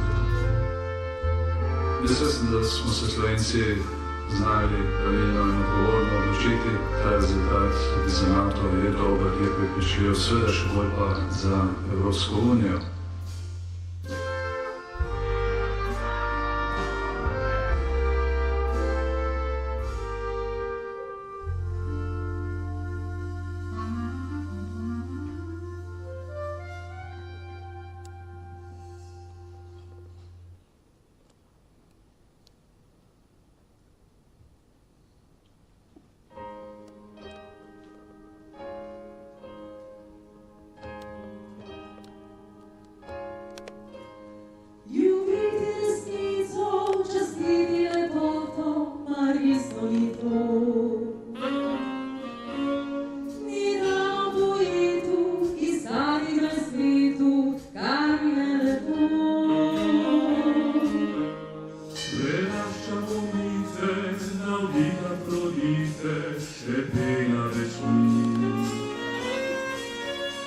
Spoznaj krivice, edine resnice za zgodbe teh dni.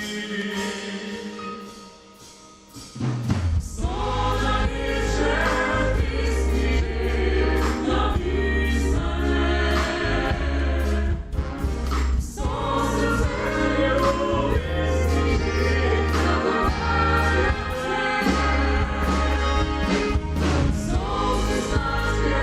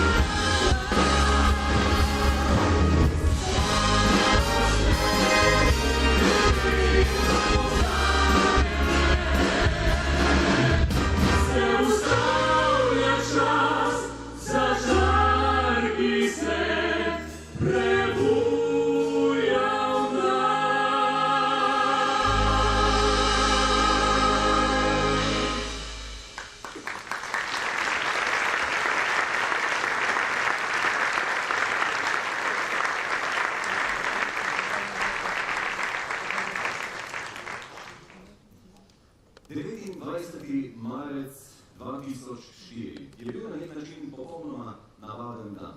Bil je sončen ponedeljek, 88. dan prestopnega leta. Tina Maze je tretjič zapored osvojila naslov članske državne prvakinje v veleslalomu. In bili smo v pričakovanju 1. maja, dneva, ko bomo z osebno izkaznico lahko potovali ne več le v obmejne, ampak v vse države članice Evropske unije. In bil je dan, ko smo dobili zaveznike. In bil je dan, ko smo postali zavezniki. Velik dan, pa ne zgolj za nas, temveč za samo zvezo. Bili smo namreč del najštevilčnejše priključitve držav zvezi. Pozdravljeni v največjem in najuspešnejšem zavezništvu vseh časov. Tako je takratni ameriški zunanji minister Colin Powell nazdravil predsednikom vlad 7 novih držav članic. Le malce pred tem mu je naš takratni premier Anton Rop v Beli hiši kot prvi izročil ratifikacijsko listino. Ob izročitvi listine je Slovenija podpisala tudi dogovor o nadzoru zračnega prostora. Slovensko nebo so odslej varovala NATO-va letala. V dobrodošlico Sloveniji kot novi zaveznici sta že dan kasneje med 10:35 in 11:53 uro v okviru zavezniškega integriranega sistema zračne obrambe slovenski zračni prostor prileteli prvi italijanski letali F-16. Nekaj dni kasneje so pripadniki slovenske vojske začeli najzahtevnejšo vojaško aktivnost po osamosvojitvi. 18 vojakov, pripadnikov enote za specialno delovanje, je prvič odšlo na NATO-vo misijo v Afganistan. Vrnimo se 20 let nazaj, v dan, ki je spremenil vse prihodnje.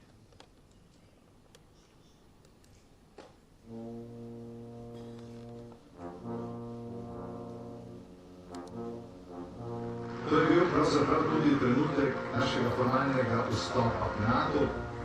Ladies and gentlemen, the Prime Minister of the Republic of Slovenia. Today marks a great achievement for each of the nations joining in our alliance. Bulgaria, Estonia, Latvia, Lithuania, Romania, Slovakia, and Slovenia. We welcome them into the ranks of the North Atlantic Treaty Organization. It is my great pleasure to be here in the midst of 7 new foreign ministers. Dear colleagues, excellencies, friends, let me first admit that today is a historic and a happy day for Slovenia and for me personally. Jaz bi vam zaupal svoje občutke in to je občutke, da je danes praznik, čas za praznovanje, za veselje in za ponos. Pozdravljamo torej članstvo v Neutralni zvezi. Članstvo v NATO so imeli nekaj varnostnih zagotovil, polne varnosti, ker je ni. Ko smo torej postali članica NATO, 10 let smo se pomili 10 članstva.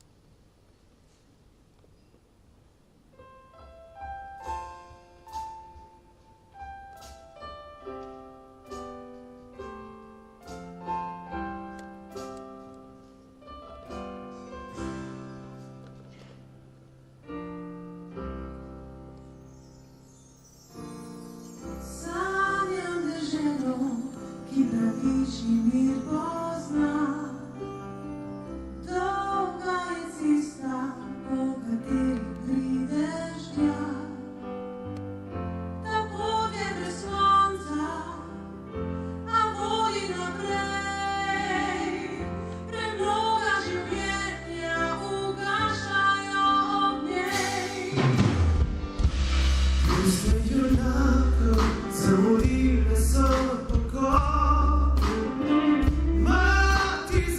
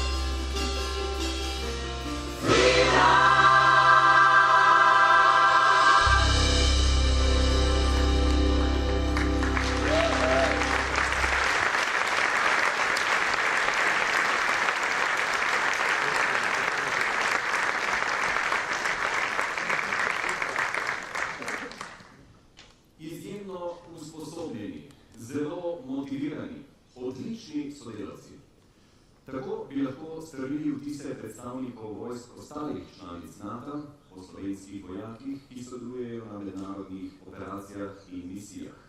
Slovenska vojska je do danes opravila že približno 15.000 napotitev vojakov na 25 različnih misij. Trenutno je po svetu več kot 300 pripadnikov in pripadnic Slovenske vojske. Vojakinje in vojaki pa vedno nesebično priskočijo na pomoč tudi v domovini. Njihov prispevek je neprecenljiv, ko našo državo pretresejo naravne nesreče. Naj izkoristimo to priložnost za iskren hvala prav vsem.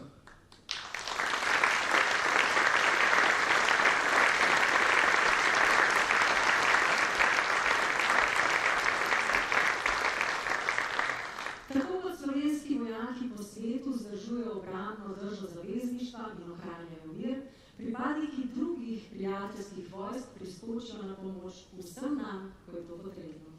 Lanske poplave in požar, ki je pred nami prizadel Kras, so vzpodbudili nesebično pomoč članic Zveze NATO, ki so tudi po več tednov sodelovali s slovensko vojsko, civilno zaščito, gasilci in številnimi ostalimi.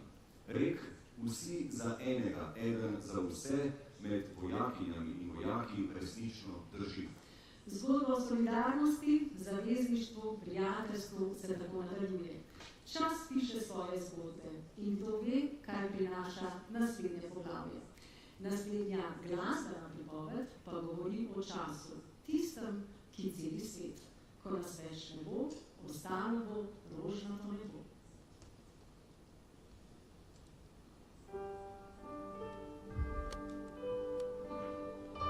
Na pepelničnem sredu so v Afganistanu šli prvi slovenski vojaki. Z opremo in vozili in na do zdaj najzahtevnejšo in najnevarnejšo mirovno operacijo slovenske vojske popotovalo 6 vojakov. They are very professional and very motivated. We have skilled professionals with the Slovenian forces and they are already highly motivated. They work hard to train the Peshmerga and we are very happy with the cooperation.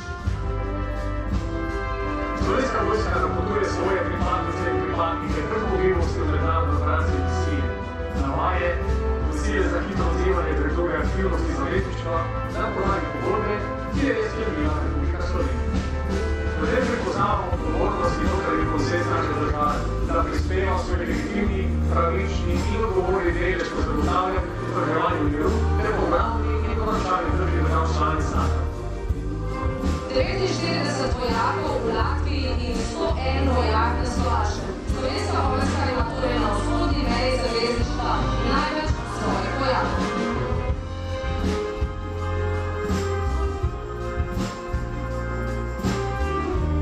Članstvo Republike Slovenije v NATO ima svoje korenine že v osamosvojitvenem procesu.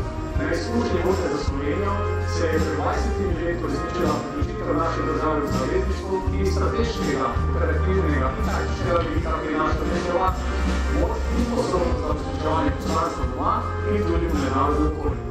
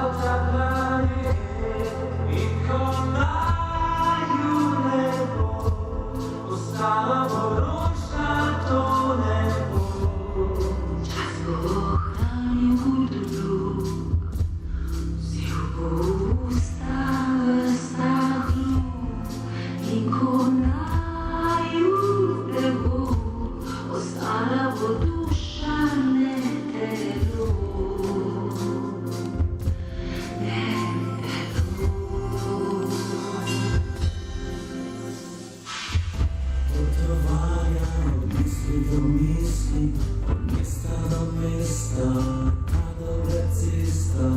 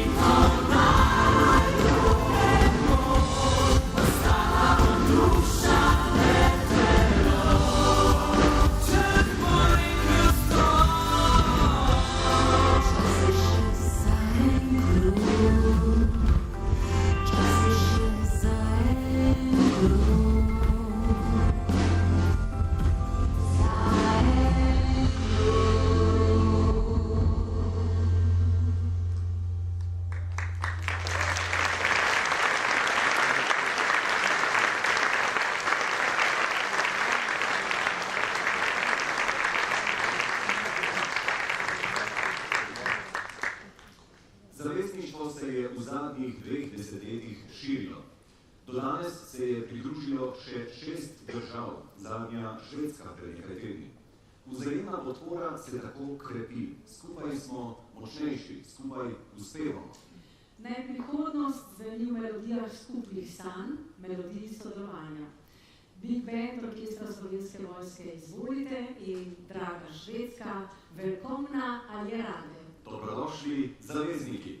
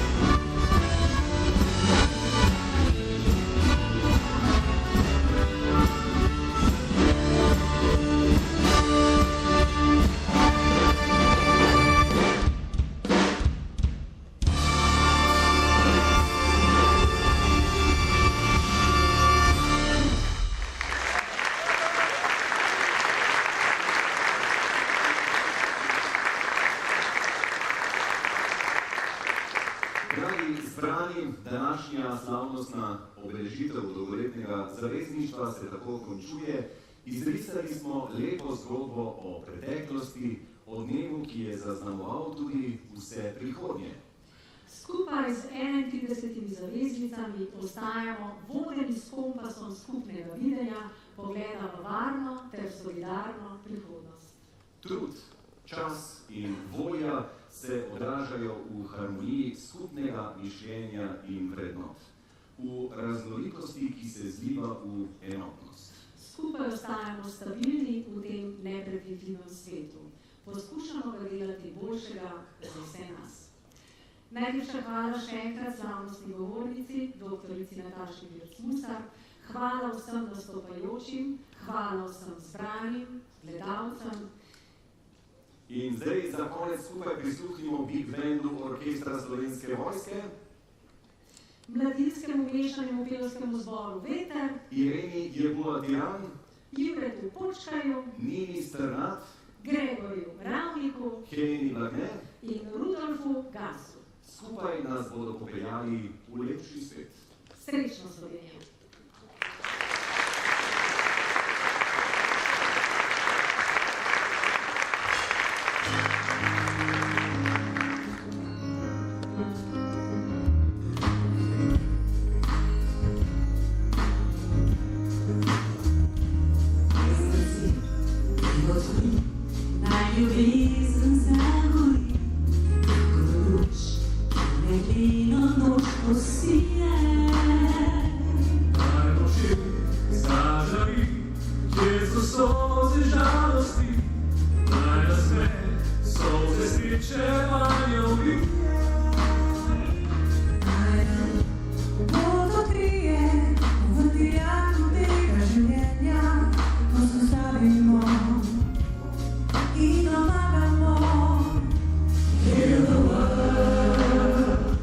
Make it happen.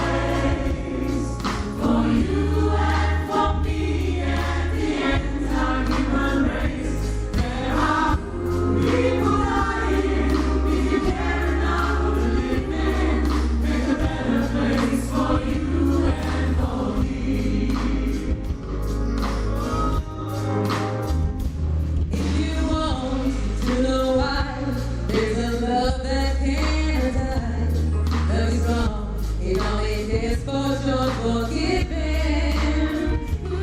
If we try, we shall see. In this place we cannot feel. Zero threat, it's not existing, let's start living.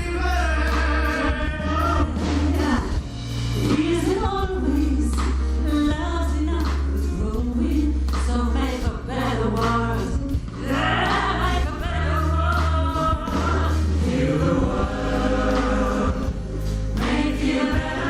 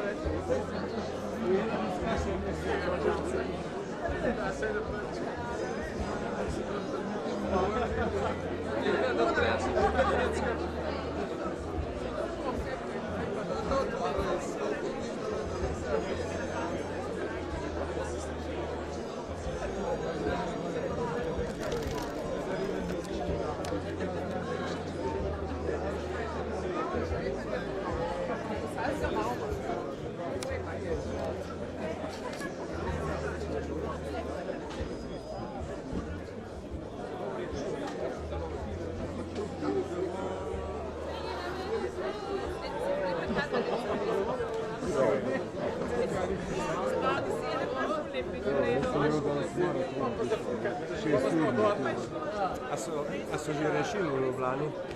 Ne vem, ne vem, kaj se je, nisem uspel. Ne vem, če je bilo.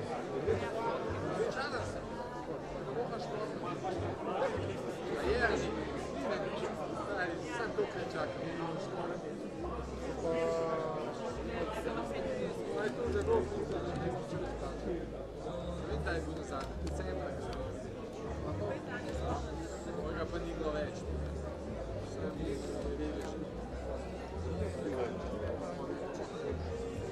Zdaj sem jaz menil, naslednjič, ko smo tukaj, da bo šlo.